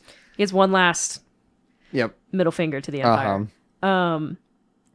This is when Vel shows up again, right? Or was that the night before? Vel shows up to talk to Cassian. They talk about Bix. Yeah. So there's been some form of communication. Yeah, they chat at some point. Yeah, because she says you should reconnect. I think it's as she's leaving when they talk. When Vel goes before she goes get to the information, and finds Clea, but she's like, you should reconnect with Bix, and I was like, and Andor says, or Cassian says, once this all settles down, and I was just like, yep. So this sends us into the final segment of the show. I loved this part of the episode. I'm all for. I love when shows kind of end with a final wrap up of where all the characters are. It's all music. It's Andor's theme. It's the incredible bit of music that came out of this show. There's a small moment. It starts with Cassian before he leaves. Do you think he waters his plants? That's right. Do you think anyone watered his plants afterwards? Oh no. So we see Melshi marching with everyone else. We see Willman having lunch with his girlfriends. We see Mon and Vel having lunch. I loved that. Debating something. I don't think I just think Vel was talking and Mon Mothma was listening. But this scene was 2 seconds, is a couple seconds. I really liked it because you have Mon Mothma as one of the leaders of the rebellion who survives the war to the point of the New Republic. I thought it was kind of cool how she's just hanging out with the other rebels. That's true. She's hanging out, she's eating not above breakfast with everyone else. She's eating the barracks. I just thought it was funny because Vel is like absolutely yapping and Mon Mothma's just sitting there. And I'm like, everyone needs the friend that listens to everyone, the one that talks. We then cut to Mon's husband. Perrin on Coruscant. With a girlfriend of some sort. You didn't recognize her? No, I don't. That's... Oh my gosh. I don't recognize her whatsoever. I'm still looking at her right now. That's his daughter's husband's mom. Oh, wow. Wow. That is his in-law. That's wild. And she has a drink, and he looks rough. Yes. He grabs a drink from her, takes a drink. She's passed out on his shoulder. They're in a new car. He looks bad. I'm not going to lie. He does not look as polished. He looks like he's had a rough year. Which makes me wonder what happened to Davo, her husband. Or, wait. I might be wrong on this. Hold on. I actually might be wrong. Let me double check something. I need Well, while you're looking that up, we then cut to Clea, which is kind of the conclusion for her. She wakes up the next day. I think she fully expected to be dead. Yeah. And she's surprised, and she just walks out, and no one's. I think it's just like it's sunny. This is a very subtle scene. Okay, it was. Her name's Runai Scalden. So yes, his in-law. Interesting. Whoever. For a second, I doubted myself, but I knew I shouldn't have. I thought I couldn't remember if it was the wife of Mon Mothma's friend who died by Luthen because they were separated. But no, it's his son-in-law's mom. That's weird. Keeping it in the family. To further reinforce my analysis of the parallels between Clea and Deidre, their two final sequences actually cut back and forth between each other. You have Clea waking up and walking out into the sunlight. She's in the woods. There's no one coming after her. One of the strangers, somebody she doesn't know, nods at her, gives her a nice little smile. And Deidre is in prison, wearing a Narkina 5. We don't know. I mean, it doesn't really matter if it's Narkina 5 or not. She's in an Imperial prison. It looks the same. It's the same, presumably electrified floors. And this actress's nonverbal acting is so good. She just, as the lights go out, she drops her head into her hands, and it's just, she, like Cyril, totally failed. It's all for nothing. Accomplished nothing. She's a pawn. Cyril almost gave her an out. Yeah, he tried. He really tried. Well, he also tried to strangled her. So but she caused it herself, because the thing that they criticize her for is going after Luthen by herself. Yeah, that was what got her in trouble. It seemingly implies that it was a I think if she had stayed in her lane. Yeah. Well, there's the whole issue with Lonnie. That's not good. There's the issue with Lonnie and that she was looking at files she shouldn't have. But I think because if she had not gone after Luthen, Clea would have, because we see Clea outside the shop. They could have caught them both. They could have got them both. Clea, because the conversation that happened earlier was Krennic says to Hiertz, you better catch Clea or you're going to go on the death march with the rest of the ISB.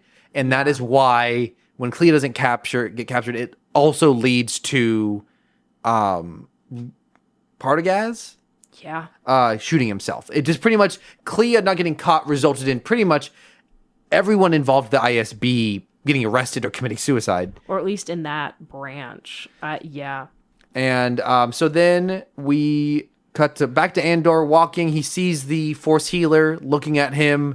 Ooh, you kind of get the sense that she knows, she can sense what's about to happen. She knows something. We cut to Saw back on Jeddah. Not really important. Cruiser. It's pretty much it's foreshadowing. He is way more ragged and beaten down than the last time we saw him. This is obviously how he looks in Rogue One. Mm-hmm. It's just kind of I think this whole segment is very much about where everyone's decisions and choices in lives and circumstances have led them. This is everyone's destination. Pretty much everyone is where they should be, effectively. Yep. and that for good or for bad. And Andor gets in the ship. Once you get this close to the end of an episode, I'm thinking, is this going to be the end? Is this going to be the end? He gets on the ship, the door closes. I thought that was going to be a cut to black, but no, we cut to Krennic watching the Death Star construction. Nothing too surprising there, just kind of showing where everyone is. It's close. The great thing about Krennic is that is what's going to eventually kill him. Yeah. Is the Death Star. Great stuff. So Andor gets on the ship. He chats with K2SO. I think K2SO makes a comment that, do we have order? Like, yeah. It's so much easier when I know where we're going. Yeah. They fly up into the sky, and I was certain this was going to be the final shot. And I would have been fine with that.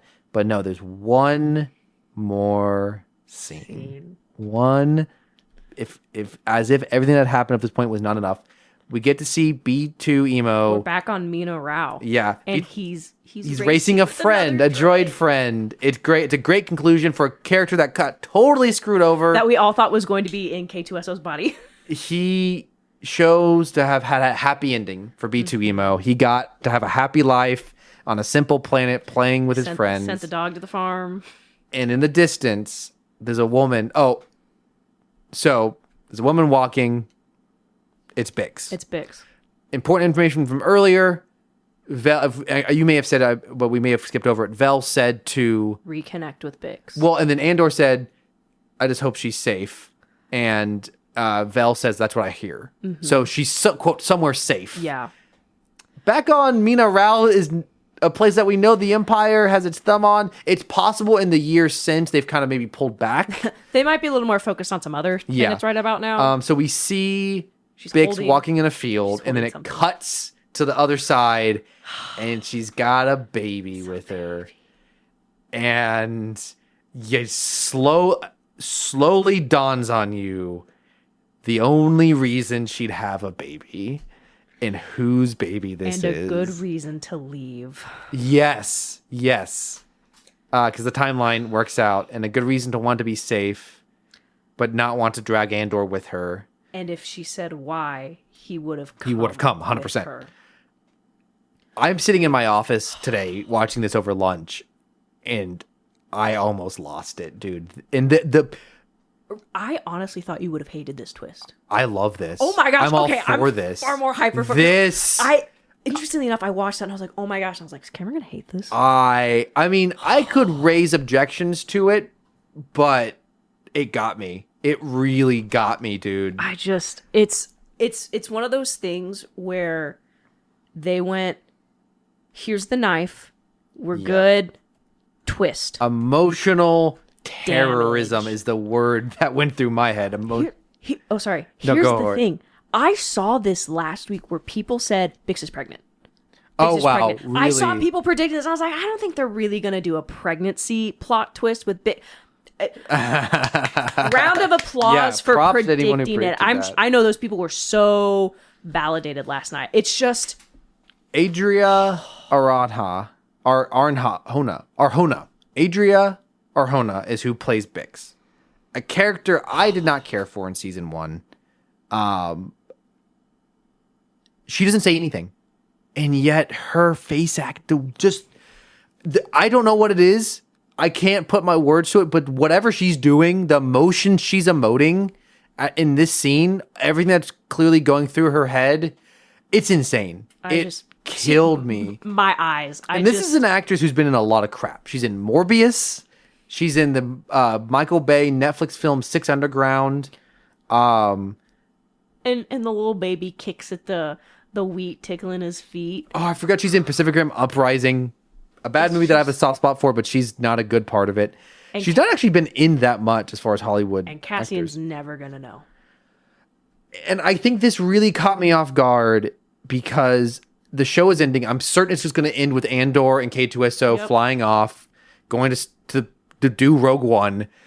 And I guess in my back of my head, I did not think there was anything, because Andor's role in this arc is kind of just functional. He just shows up to save Clea. He convinces Clea to come back. He convinces the Rebel Alliance to listen to him. He himself doesn't have a lot going on personally. He's not like struggling with anything or fighting anything. He's just kind of there. He's not even like, oh, I need to connect with Bix. He's kind of I don't want to say reserved. He just seems like resorted that he's not going to talk to her until it's over.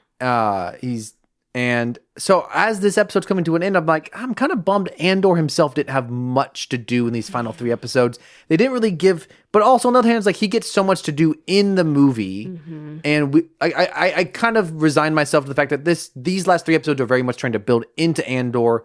Into Rogue One. Rogue One gives us a lot.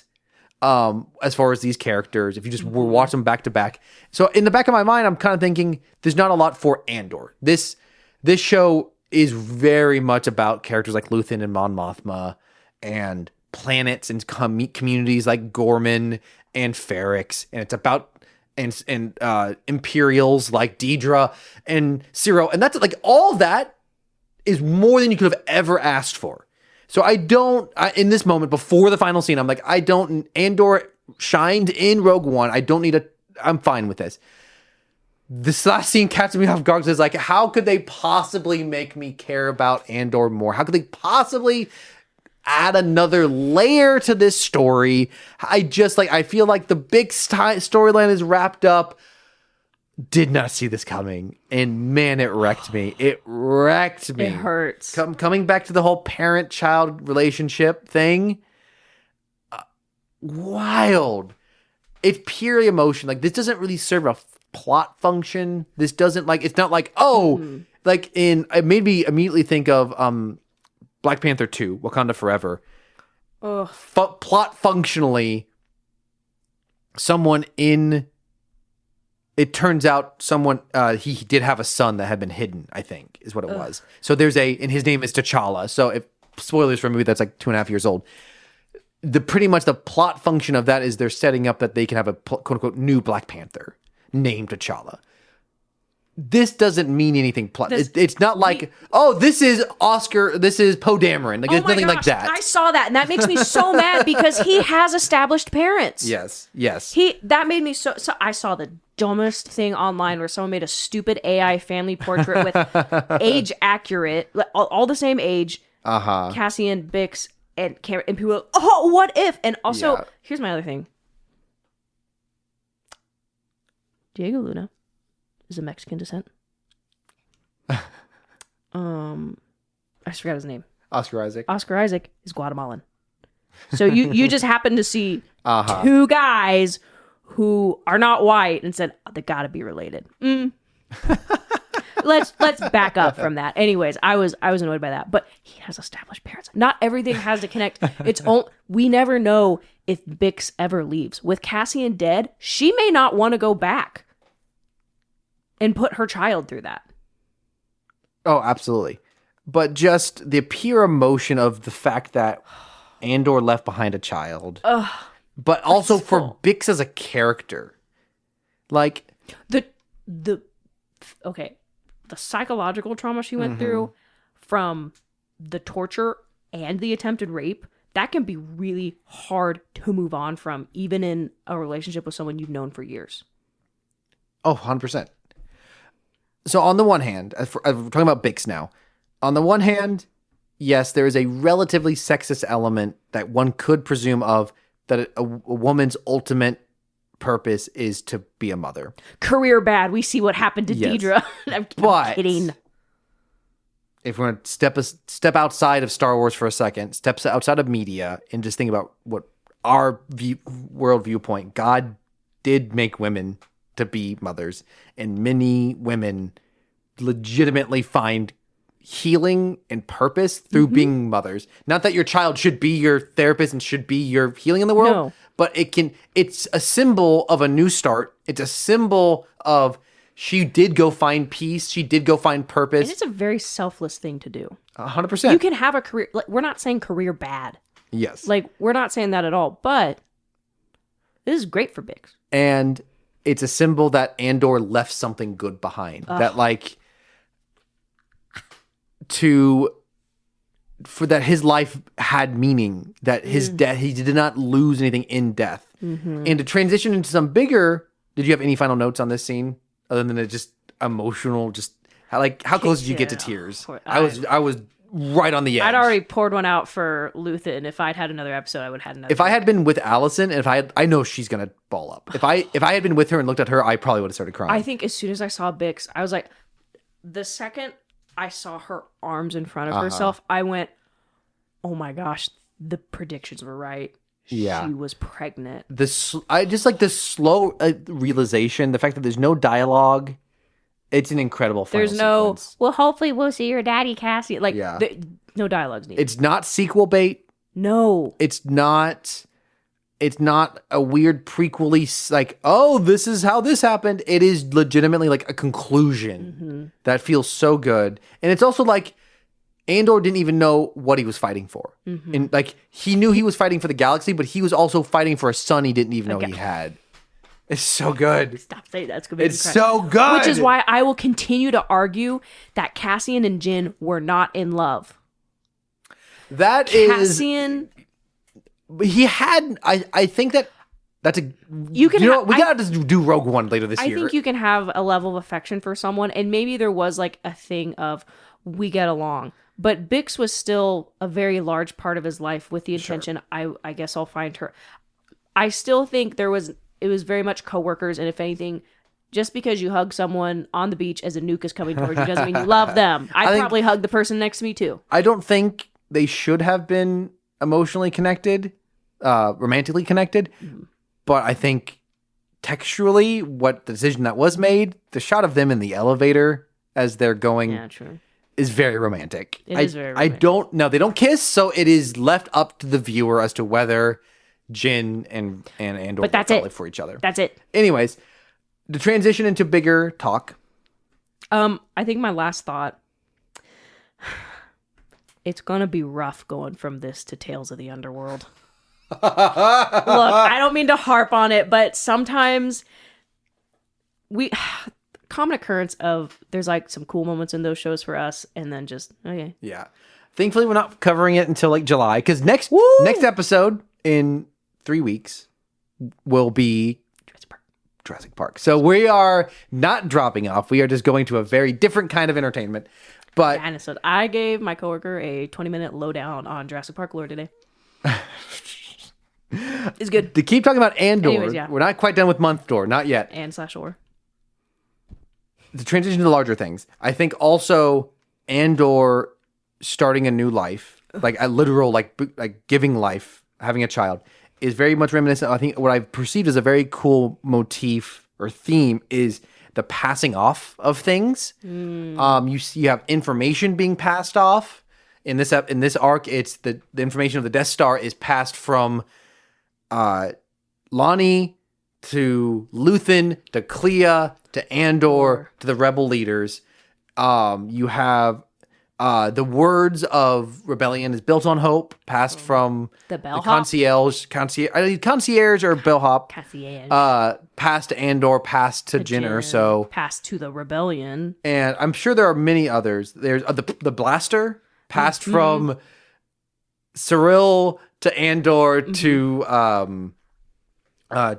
not Tucci, not Stanley Tucci. I wish Stanley Tucci was in this. What is his name? The guy who's been with Andor this whole arc. Melchi, thank you. Nemec's manifesto from Nemec to Andor to everyone else. The galaxy. And ultimately, why I think they're doing this is in the passing up of the Death Star plans from Jyn to the rebels to another rebel to Leia. New Hope. New Hope. Leia. To R2. To R2, to Luke and Han, or Luke and Obi-Wan. And in that sequence, until it gets to Leia, everyone who touches it dies. Well, almost. I thought about that. Jyn dies, and then the next guy dies. He gets stabbed by Darth Vader as he gets passed off. Clea manages to escape through. And like scrape through. The passage of like inspiration from one character to the next, and often like, through all of this, many times characters die in the passing off of things.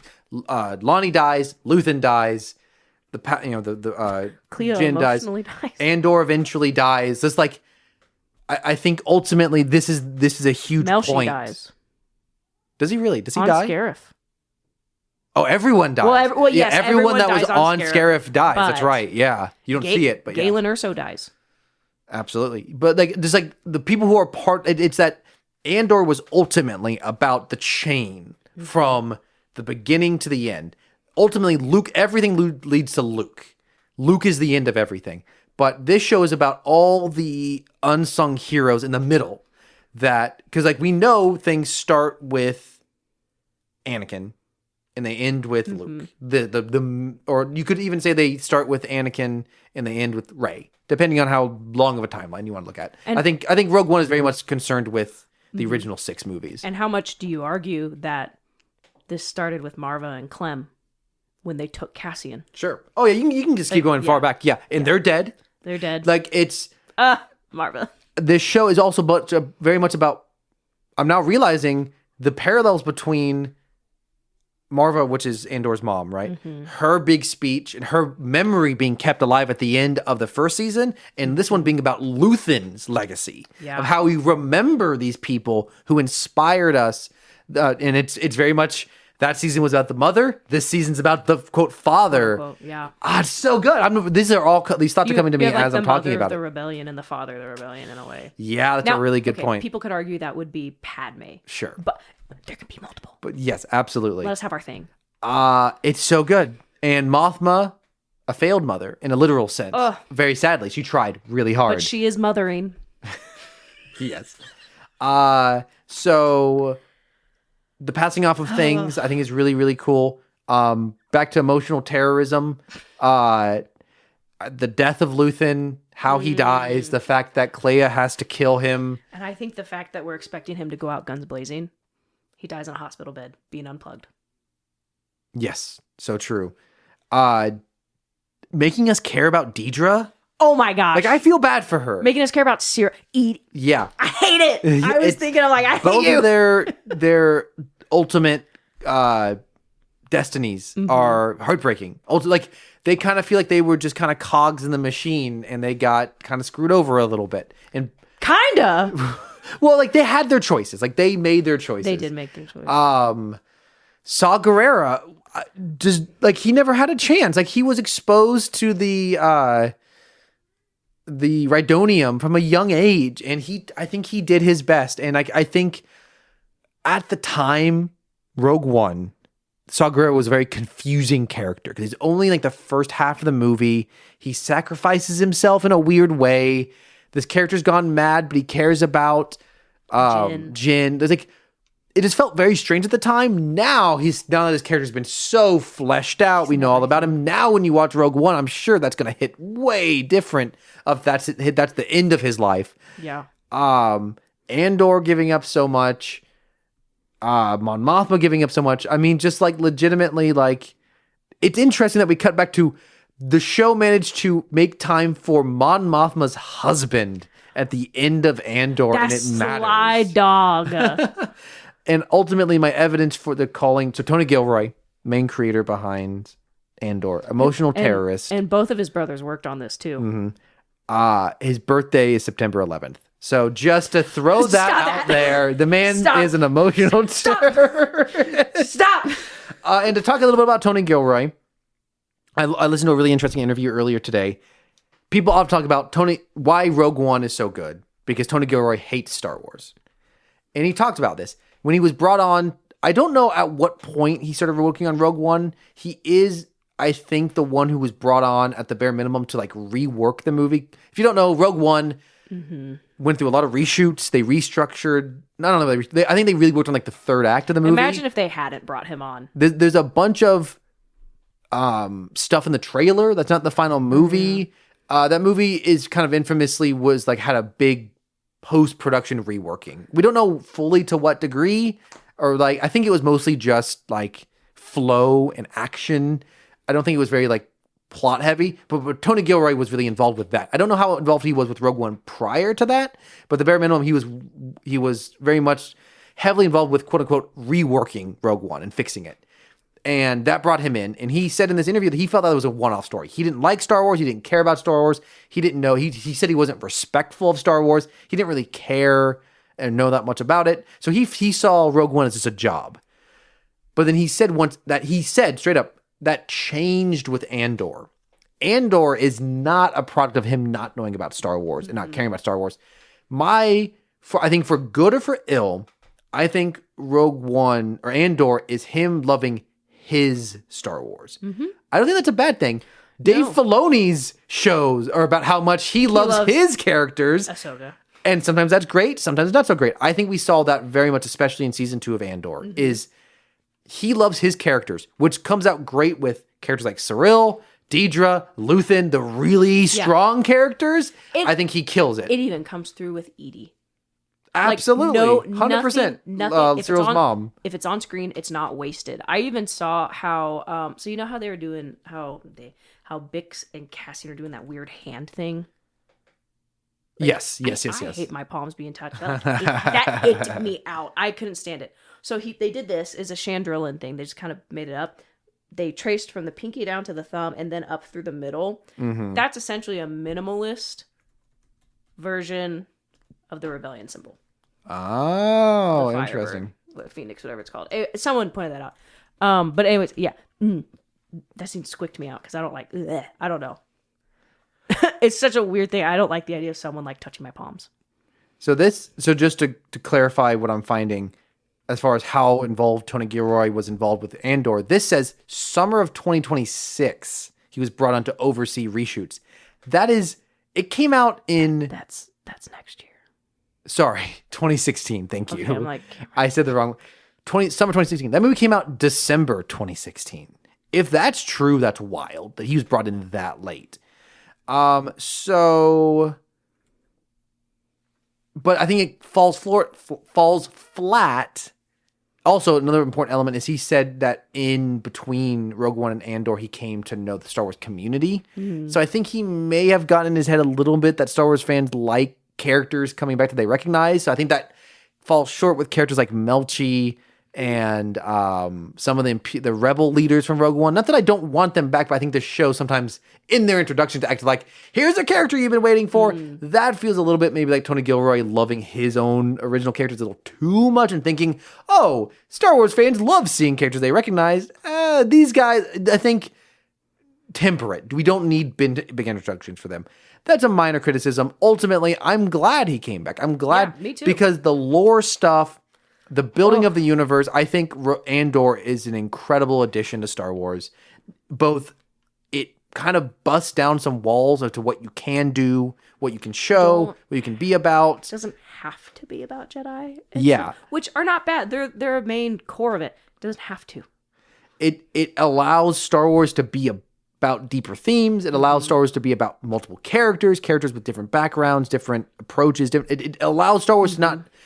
Some people hate this. I love it. It allows Star Wars to not 100% be about right and wrong all the time. That it's not like characters can be complicated. I'm glad that he did that. Sorry, you were going to say something. Characters can do bad things and still contribute to good things. Absolutely. Which, that's the concept of grace. In a very, very watered down. So overall, I wanted to do a quick conversation about this Andor as a whole. I want to do a couple categories, a couple awards, if you will. Yay! So let's start with... I texted you a list earlier. I have it listed. Let's see. Where is it? Okay, here we go. Let's start with... the transition. Best lore edition. Is there anything that you're excited that this brought that was new? I think it was interesting how so this is not the main thing, but the Gorman Massacre had been mentioned a couple times in other lore. The fact that they fleshed on it was pretty cool. They mentioned this is actually what I was kind of interested in. The Rakatans, however you pronounce it. That it's mentioned in season 1 and in season 2. So when Luthen shows Cassian the Kyber crystal, he says it's a Kuati signet. Blue Kyber, Skystone, the ancient world, celebrates the uprising against the Rakatan invaders. It's brought up again when he sells this temple statue. So the I'm calling them Rakatans, whatever. Tomato. They first show up in Knights of the Old Republic game. Oh, wow. And they're in Legends, but so in like the canon, the Rakatans, also known as Rakata, were an ancient amphibious humanoid species native to the planet Lehon, who ruled over the so-called Infinite Empire. According to legend, they were the first to develop hyperspace travel. In 25,000 BBY, which if you're curious on when this alleged first Jedi movie comes out, that's the same year, same time zone. The Rakatans staged an invasion of the planet Kuat, but were repelled by an uprising. A Kuat signet embedded with the blue kyber crystal commemorated the uprising, which is what Luthen has. It's ancient. He's an art dealer. That would make sense. Rakatan invaders also sacked the planet Chandrila and stole the 12 Shandi Mural statues that stood in one of their temples around the same year. The Rakatan species was said to have eventually gone extinct as a result of corruption from the dark side of the Force. Wow. This is what they look like in Star Wars Legends. Okay. So very tall head. Yeah, very froggy. But so they were first mentioned in a magazine, Star Wars Build the Millennium Falcon, but only in the German release, and then originated in the Star Wars Legends 2003 Knights of the Old Republic. They were a fallen remnant and would have once been. So anyways, that it's not a huge thing. But it's a deep pull. It's a niche pull. And it's kind of funny because the idea is, so did Tony Gilroy really hate stars?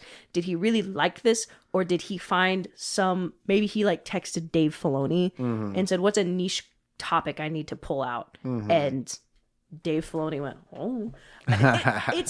It's enough that every time it was mentioned, it perked my ears. Sure. Because it was just like, oh, that's cool. I just thought it was interesting to pull in.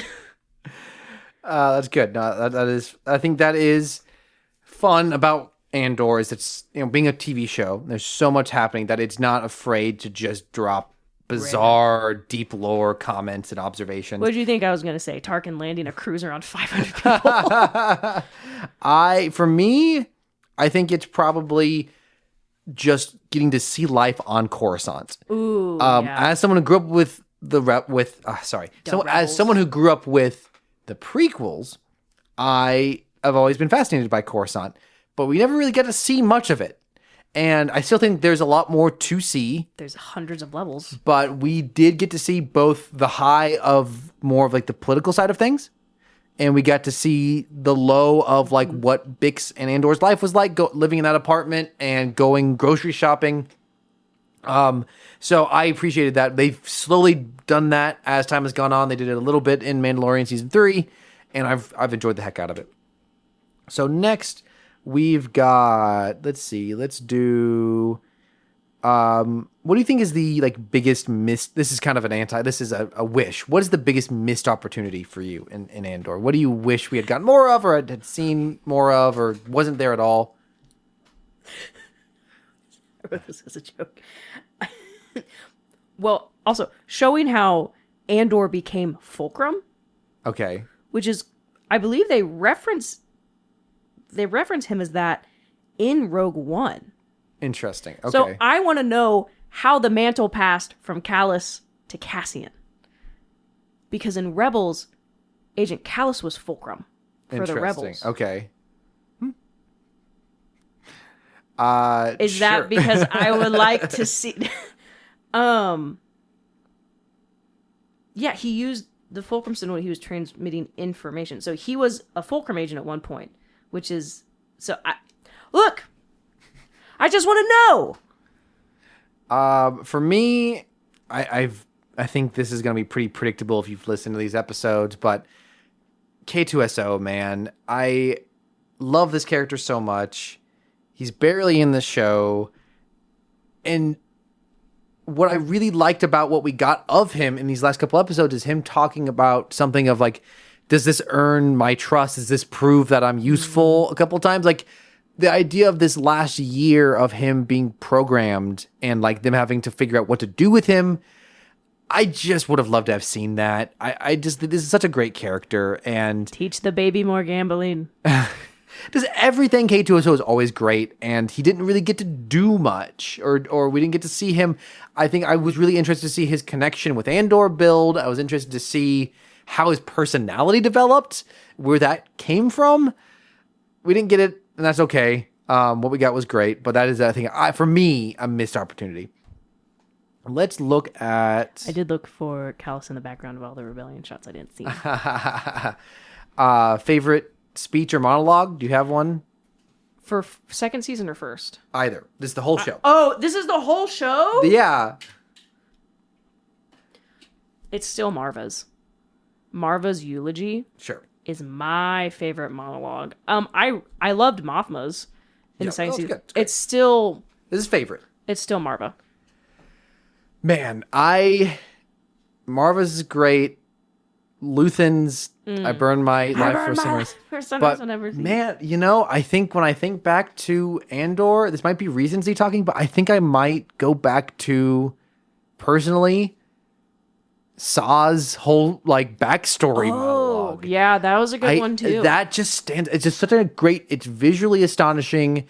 It's such a great bit of acting. It's a character that, because out of Rogue One, you just don't understand who this guy is, and I just love getting that backstory on him. But then also how it concludes. It's not kind of breaks out a monologue a little bit, but just the whole "you think I'm crazy? Yes, I am," and just what he does. That scene, I just loved it so much. So that's where my brain goes. That's a good one. High on the gasoline. Most exciting or suspenseful moment. I can say mine if you need a second to think. Yeah. Luthen in his spaceship, his space fight in the first season, when he has to escape from a Imperial blockade. It just came out of nowhere. It's cool as hell. Lightsaber it's ship. Never really seen a ship do that. Just all the stuff it does is so unique and cool. You didn't really see that coming from a show like Andor. And Star Wars can be very hit or miss with how memorable its space stuff is. Almost everything in Star Wars has some sort of spaceship moment or scene or sequences. And sometimes they're just okay. Sometimes they're kind of forgettable. Sometimes they're great. And that was a top tier one for sure. I'm going to lean on the suspenseful side. Sure. It's got to be the people walking into the plaza on Gorman in episode 8. So it is really easy for me to get excited about Star Wars. It's something duh. If you listen to this podcast once, I really love Star Wars. I rarely get feelings of pure dread. Sure. There are only a couple times I have felt that same kind of adrenaline that I can name of. One would be in Rogue One in the Vader scene. That's pure dread. Yeah. The other time in memory that I can remember feeling genuine, some weird primal pit in my stomach, was during Nope. Nice. That's good. So, that's good. Listening, watching the plaza fill, for me, I hated it. I felt sick. You've already seen the snipers, and when they just get pinned in, that, for me, that was the most impact, probably the most suspense I felt, because obviously you have the Narkina 5 escape, phenomenal, suspenseful, exciting, but the plaza was just, it's bad. There is no good option for this here. So that's probably mine. Also, I want to make a quick note. What my actual favorite speech and most exciting scene, it's One Way Out. It's Kino Loy's. I'm kind of discounting what is obviously the best sequence from Andor is Kino Loy's speech, and then the One Way Out sequence. That is probably the actual answer. I wanted to talk about something different because everyone talks about that. Okay, most improved character in season 2 for you. Do you have an answer for this? I had a couple. I thought I had originally one answer, and then my answer changed, and then the last scene really made me question my answer. So I have a lot.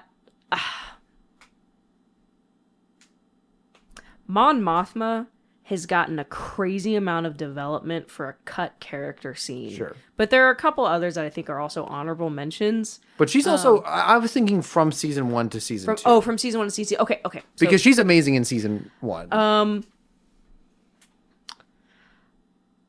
mean, if you genuinely think it's a big enough jump, then it's your opinion. We'll talk to her in a bit. No.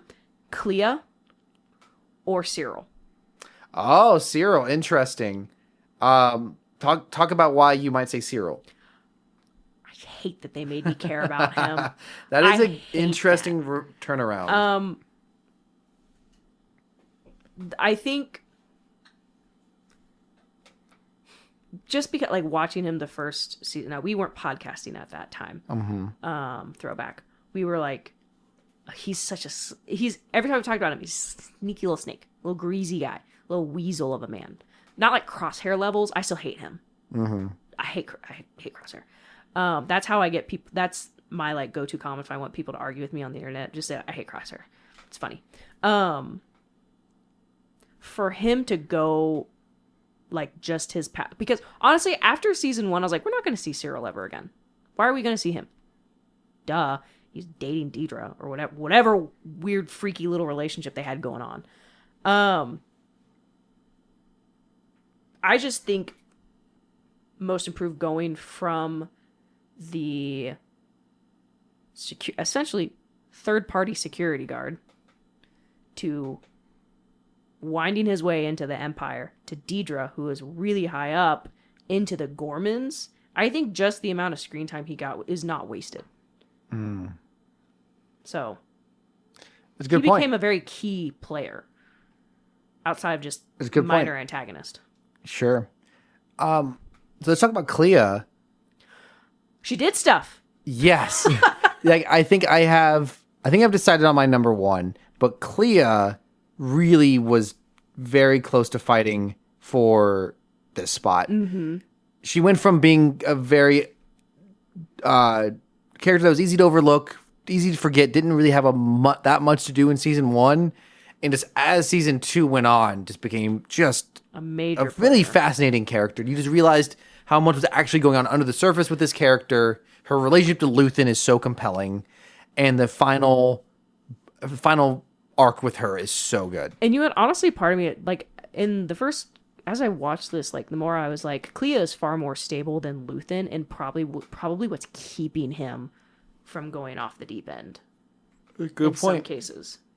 So I was very close to saying Clea just because I didn't think about her much in season 1. Loved her in season 2. Thought she was a really vital character.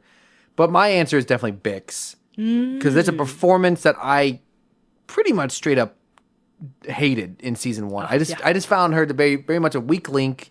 Didn't like the character. Didn't really care for the performance.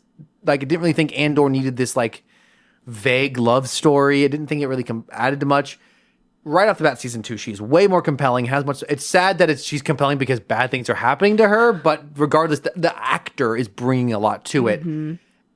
As the season went on, though, I was much more thinking Clea, but then this final scene with Bix, I was like, man, that is the season 2 really turned me around on this character, and I'm really happy about that. Yeah. Okay, final question is, who is your favorite character in Andor? I kind of said it's Mon Mothma for me. It's a good answer. Every scene of her, I enjoyed. I got a kick out of it, especially season 2.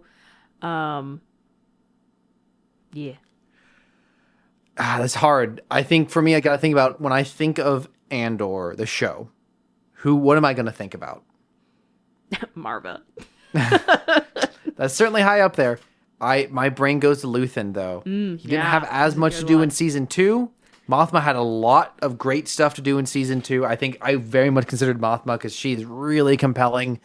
But I think the multiple elements to Luthen, the different sides to him, his speeches, his monologues, just what a unpredictable character he was, how interesting. Like, he had a really dynamic relationship with so many different characters. Any scene he's in, is good. It's always cool to see him yell at someone. He's a complicated character, and the show ended up kind of being about him to a big degree. And my man, Stellan Skarsgård, I loved him for so long, and he just killed it in this. So I think I have to go Luthen. It's hard not to say Luthen, but a show full of great characters. We're so lucky to have this show, man. We are blessed. So good. Had a lot to say. I think teaches a lot of lessons about just life, about relationships, about politics, about just like sacrifice, about Star Wars. I think it tells us a lot about Star Wars. Fleshes the world out, makes it more complicated. This is a good time. I think I don't like season 2 as much as season 1 as the whole. Yeah. I think season 1's a much more cohesive story overall. They fit together very nicely. I think the trilogy of Andor season 1, Andor season 2, and Rogue One is a great narrative. I think the high points of season 2 are very, very high. I think another character that I would have put ranked very high is Cyril. Yeah. An amazing Deidre's character. too. It's so hard to pick. Him and Deidre as a pair. I think the show did an incredible job of balancing a lot of characters. S tier Star Wars, man. S tier as a whole. I think that it has a great ending. I don't think it was a perfect ending. I do have my quibbles with it. I think it was a little bit too much of a transition into Rogue One rather than being an ending. But that final scene really got me. They really landed the Pulled plane. you back in. Yeah. I said we would talk about this. Concluding thought: things I'd like to see more of in the future. I think I would love to see what does Clea do what does she within do the rebellion. after this? What does Vel do? I don't love Vel as a character, but they've made me care about her enough that I would be interested to learn that. We've got Wilman even. Sure. I mean, I just we now have if let's say, God forbid, they remade the original trilogy. Or if the original trilogy had not happened yet, and you were now going to go on and make these movies. Gosh. Characters like Wilman and Vel and Cleo, it would be who you drop in. We now have individual rebels we care about and know. And I think this opens up the place. I think something, at least in main media, obviously books and comic books and everything have explored a lot more. But I would really love to see a show or a movie explore what is happening during the original trilogy. I would love to see. Now, Mon Mothma is obviously not involved in politics, but what is happening with the senators? What are characters like Clea? What is it like for the Senate post? Oh, sure, because it's taken down in episode 4. What is Coruscant like? What is going on? In the Senate. I want to see what life is like for characters like Clea and Vel and Wilman. I want to see Mon Mothma. Okay, what does the leadership structure look like going forward? You know that's not going to be easy. They've set that up. I think there's a lot of interesting things to explore. A spiritual successor to Andor, I'd be all down for. I read the From Another Point of View book, which is canon, which is the story of A New Hope told from other characters' point of views. It's good. If you can get through what feels like 200 chapters of every single person who existed in the cantina. That was probably the worst one. The trash compactor monster was really dumb too. There's a chapter on Alderaan of Bail and his wife, which is awful. It's heartbreaking because they're watching it. It's awful. There's also a chapter about Mon Mothma. She's not on Yavin when the Death Star is approaching. She has left, and she's in her ship writing a surrender in case the plan doesn't work. Wow. She's writing a surrender in case the plan doesn't work, and her appeal to Palpatine, essentially. Wow. Obviously, she doesn't have to use it because it works, but that stuck with me. Yeah, where she was like, if it doesn't work, she's gonna have to pick up the pieces and because that would be quote unquote the end at that time. Somewhat different note.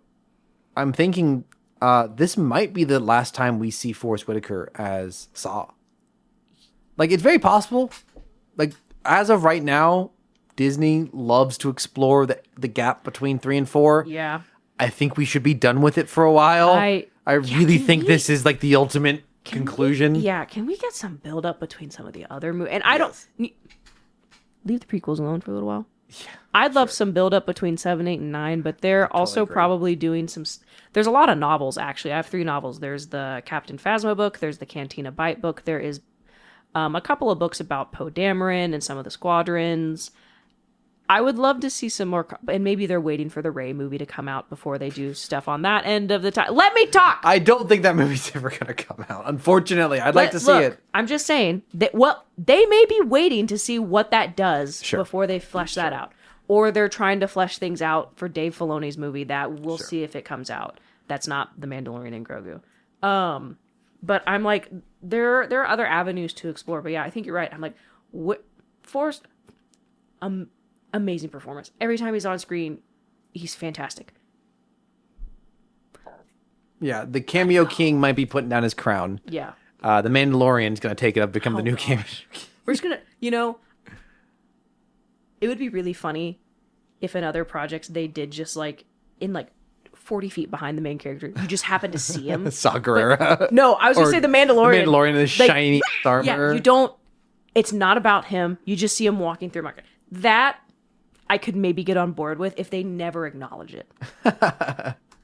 It's like the Toy Story ball Easter egg in Pixar movies. It's just 60 feet behind some chrome Mandalorian floating around. That wraps up Month Door. Thank you for celebrating Month Door with us, friends. I don't think we'll ever have another Month Door, but you never know. Did you like the image I sent with no context after I finished watching Was this the night? crying cat? This is the screams and But, maybe next year we'll celebrate Andor Jr.'s birthday or something. Oh. Okay, that is the thing. I would be very compelled in an Andor season 3 that it would be cheesy, but I think it could be. Okay, here's what I'll go with. The existence of an Andor show was stupid to begin with. Like, it should have never been a good show. Well, and look at us. So anything can be good. A quote, Andor season 3. Bix named her son Andor. And Andor season 3 is about Andor Jr. post episode 6 doing whatever that character is. So she named him like K2SO or something. She doesn't know K2SO. Or like Brasso. Well, that would work. So I would totally be up for... She names him Tim or whoever her ex-boyfriend was from season 1. Kind of like, I guess, like what Ahsoka is to Rebels, do a post-episode 6 show that is to Andor. So we see Mon Mothma, Clea, Wilman, whoever, post-episode 6 plus Bix and Andor's son. I would very much... I think especially after the success of Andor season 2, I could totally see them doing that. I would really love that. Yeah. Obviously, if it's done well, nothing is guaranteed to be good, but... It cannot be Poe Dameron. No, absolutely not. It's not canonical. No, it's not canonical. He probably exists at this point. Oscar Isaac? Poe Dameron. I'm not sure when he was born. Let's see. A couple years old. Poe Dameron. Is Oscar Isaac. Birth date. 2 ABY. So he's born 2 years later. Oh, okay. So see, it can't be him. Yeah, exactly. Minute, but it's longer than a minute. But is it as long as Rachel cried at the end of Andor season 2? I guess we'll see. How many videos you got? I got 1 video. I think I have 2. So let me start us off. I have 2 not memes, not news, and then 4 memes. Cool. Meme minute. So this is not a video, actually. This is a series of images. Andor is so cool. I wish, and it's an image of Saw Gerrera. Andor is so cool. I wish radical left militant extremists were real. Image of Mon Mothma. Andor is so cool. I wish liberal politicians that actually fight to stop fascism were real. I saw that one. Picture of Cyril. Andor is so cool. I'm glad that fascist loser incels who actually get laid aren't real. Final one. Image of Andor. Andor is so cool. I wish Diego Luna was real. Actor who plays Andor. That's a good one. A good punchline there at the end. Good one. I have 3 videos. Okay, give me your next thing. That is just a video. I know a sound that all men love. It's a girl walking in. Yeah. Damn. Warn me. It's just It's Godzilla powering up at the end of King of Monsters. yeah. It's just Godzilla. It's various. Godzilla It's just roars. him. It's him powering up and blasting fools. Yeah. That is a sound all men should love. This one is purely visual, though the music makes it. It's a clip from Backyardigans, I think. One of them is riding on a rocket ship with a like tennis racket.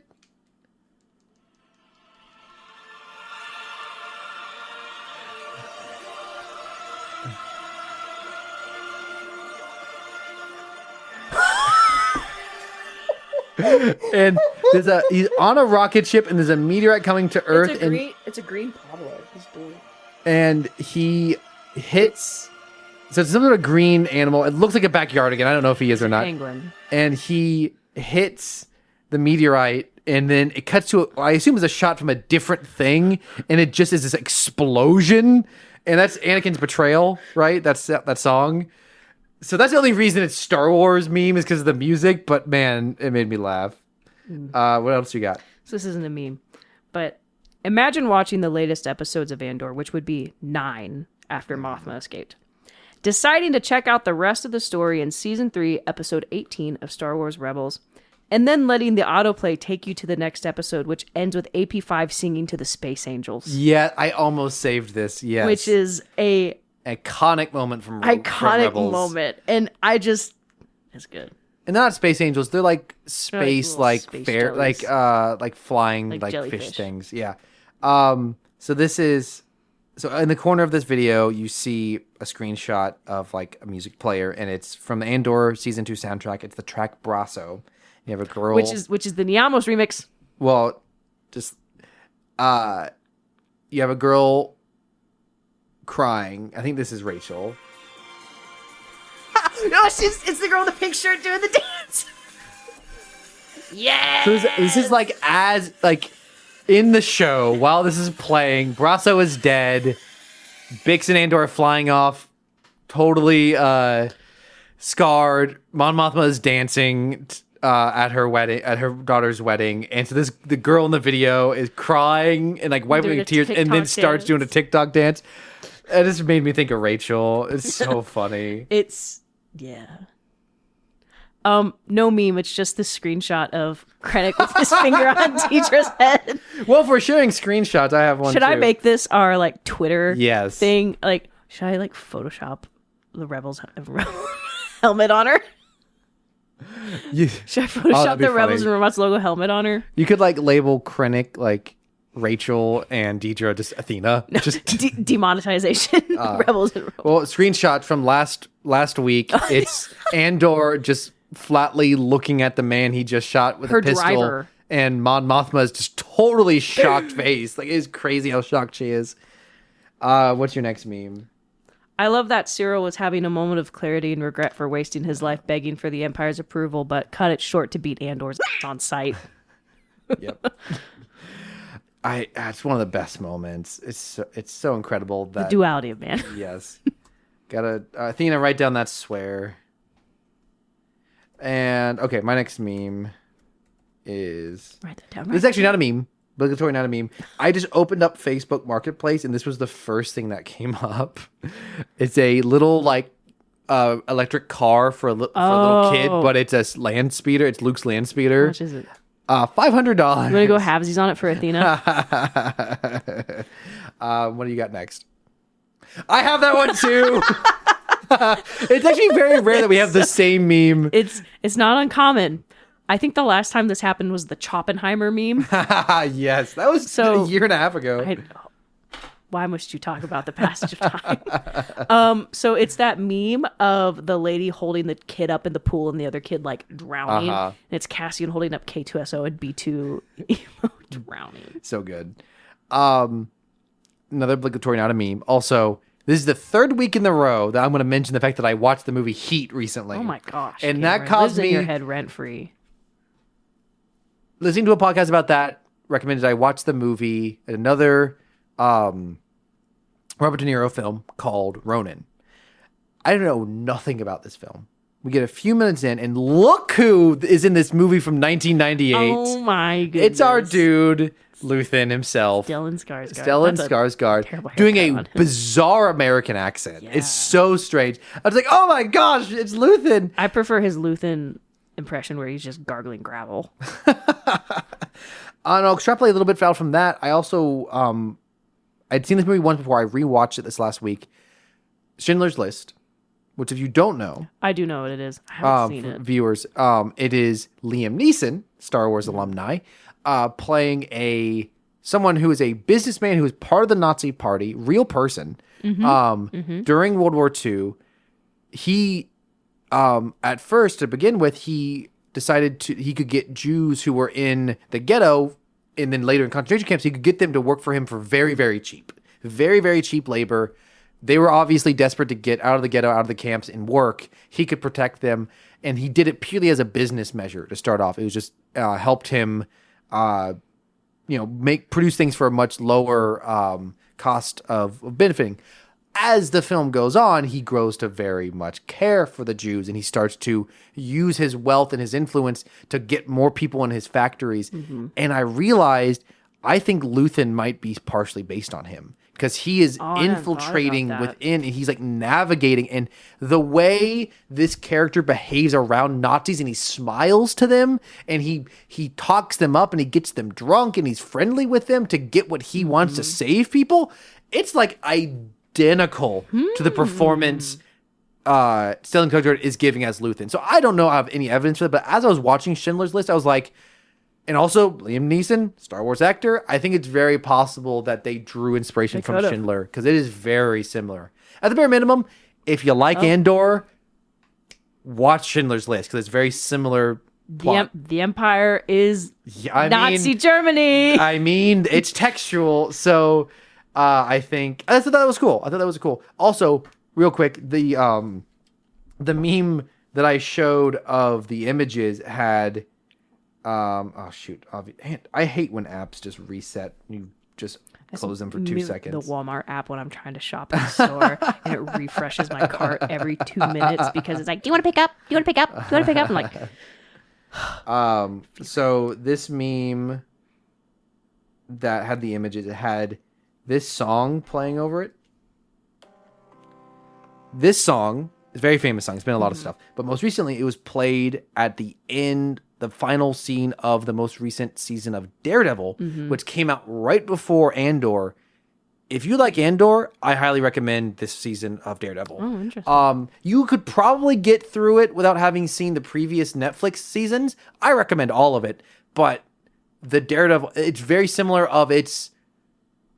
the city's been overtaken by a criminal. The heroes are having to fight within whatever means they can. Things are going very poorly. I think it is probably the darkest thing Marvel has made. It's also Marvel. I like most things Marvel make, even like the worst stuff, but a lot of it can be very forgettable. This most recent season of Daredevil is very memorable. It's really stuck with me. So just a recommendation there as well. What's your next meme? I don't want to play with you anymore, and it's Cassian as Andy holding K2SO and dropping B2 emo from Toy Story. Oh, man. That's nice. Joke's on you, Andor. You're dead, and B2 emo gets to hang out with your son. B2 emo is now the godfather of Andor Jr. This is my last meme.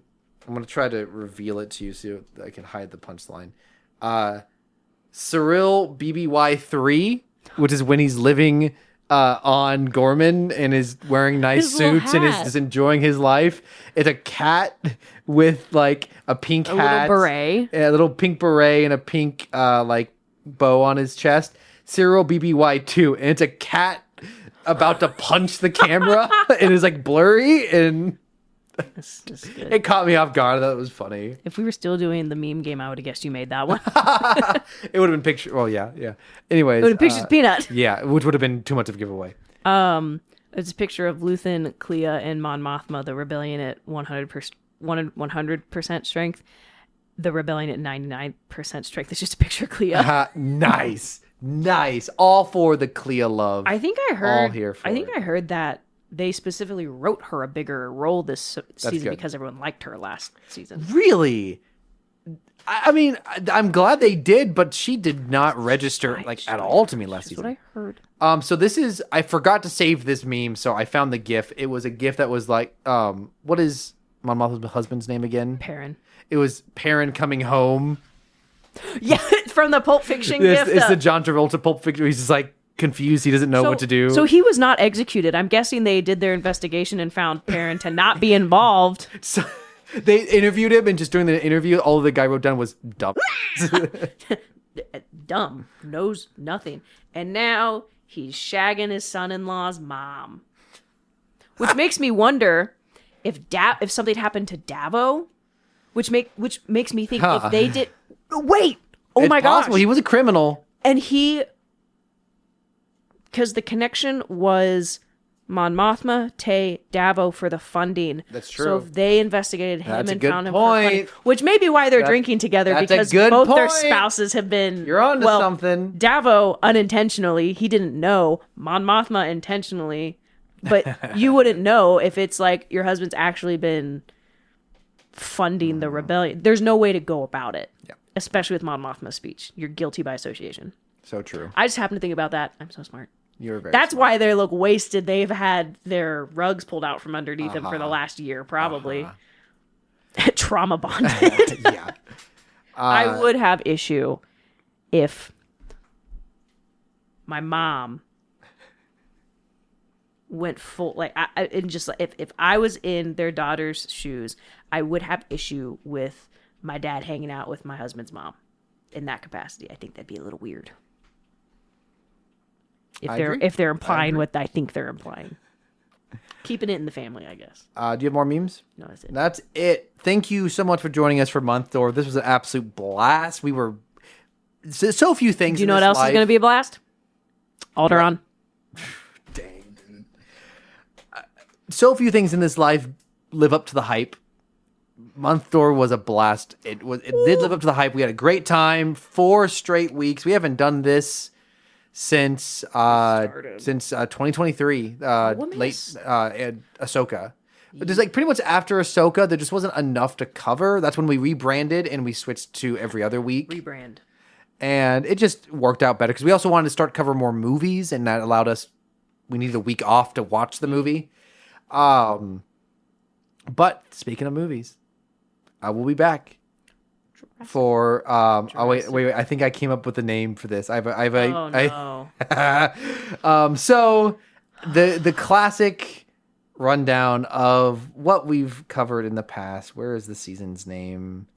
We had Hotbot Summer, Ahsoka Autumn Autumnal. I feel like Ahsoka Autumnal. I feel like a hostage when you read these. Monster Wonderland, Mon March Madness, and Bad Barch Badness.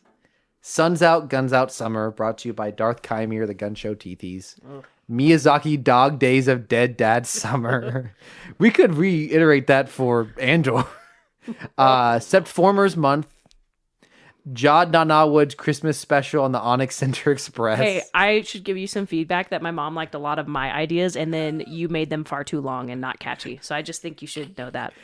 She was like, I really liked some of the ones you had, and then Cameron made them kind of worse. You came up with Bare Minimum Spring. Or no, sorry. This could have been this podcast could have been an email. It was the last few months. Month Door. Clean and simple. I forgot to write down. Dang, I didn't write down my Jurassic Park one. I just said it. I didn't write it down. What was it? It was Jurassic Park. Because it's in. Thank you. That's good. It's short. It's clean. It's not wordy. Thank you so much. Even though it's going to go into July, because that's when Jurassic Park and also July Jurassic Park, I suppose. July Jurassic Park. June Jurassic Park, July Jurassic Park, Lost Media. Ooh, that's not bad. Except for none of it's Lost Media. But we could make it Lost Media. What if we just skip an episode number and never mention it? Cut this out, Athena. This is the plan. Next is going to be building up. We're going to go through all the Jurassic Park movies. Is the plan right now. All 6 of them leading up to Jurassic World, Rebirth. Returned, Rebirth. Jurassic Bark Rebark. Jurassic Bork Rebork? Jurassic World T-Bone. I don't know. Reborn. Oh, so I went from rebirth to reborn to T-Bone is the path there. Oh, so reborn to reboot to T-Bone? I don't remember how I got there. I like Jurassic Bork Rebork personally. We haven't figured out our schedule because we had a schedule and then my vacation. I'm going out of the country. It's going to be fun. I hopefully will return with podcast content. Oh, you have podcast content. Oh my gosh, we forgot. So I went to a concert. I was very excited to go to. As soon as I saw they were going back on tour, I was like, I must buy to where I can get them. The Fray, and the Fray is back tour, and they did a lot of their older songs, and they sang "Never Say Never," which plays in Transformers 2, Revenge of the Fallen. I almost said Revenge of the Sith. Is this it? Yes. At what point in the movie do you remember?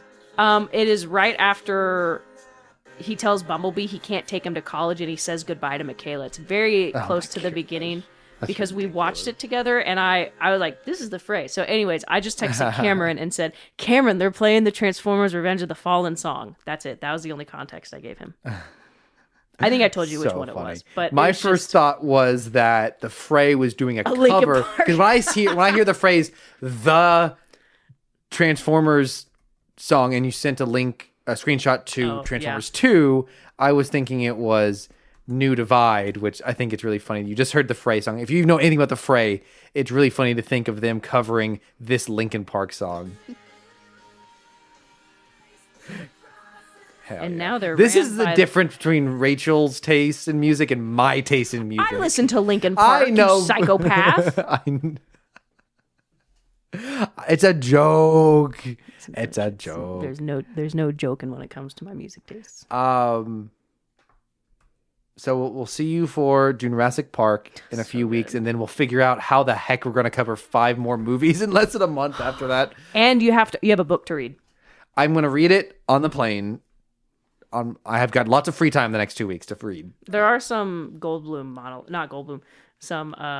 his character he plays some monologues. You can definitely skim through them. Just like, this makes no sense to me. Give me the dinosaurs. Where's the dinosaurs? Where are the dinosaurs? Man, we've never really gotten to talk Spielberg on the. It's exciting. I love Spielberg so much. Me 2 years ago, Cameron, we should do Jurassic Park. No, we're not going to do It didn't make any sense. There was no new Jurassic Park on the horizon at the time. Okay. And also, at that time, we were exclusively Star Wars and Transformers. I'm just planting seeds, and like every couple of years. So then, like when you say the idea, it works out. What was the last Jurassic World? Jurassic World Dominion? Yeah.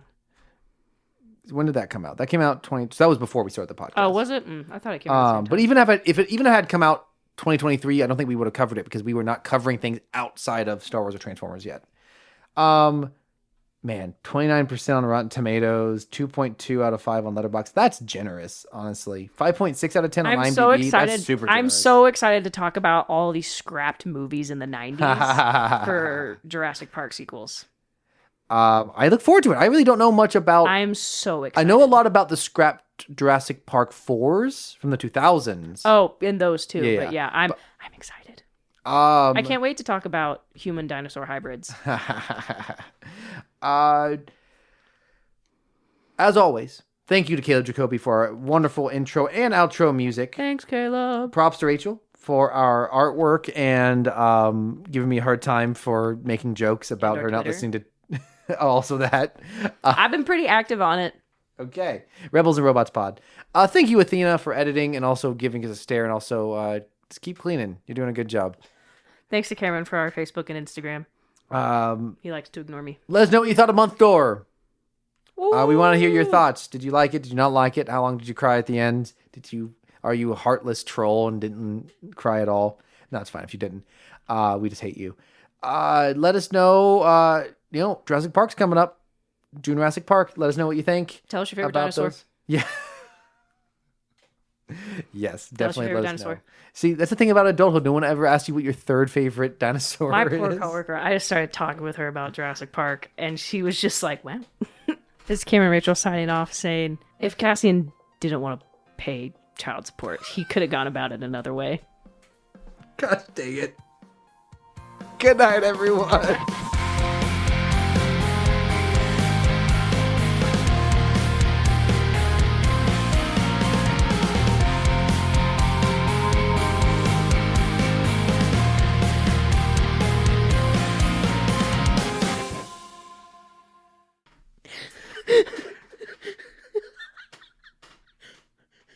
That doesn't even make any sense. Yeah, it does. What an absolute reversal. Like this harrowing, emotional, heartbreaking final moment, us making jokes about child support. That's so good. Sorry, I'm just logging into Apple Podcasts to see if there's any updates. Wapple podcast. Oh, I shouldn't have said that. They've kicked us off the platform. They've Thanks, kicked us off Rachel. the platform. We've been demonetized. We were never monetized to begin with. That's what you think. Oh, I've been pocketing 4 cents every month. that's good. Thanks, Caleb. He's just been paying you directly under the table. Check my Venmo history now.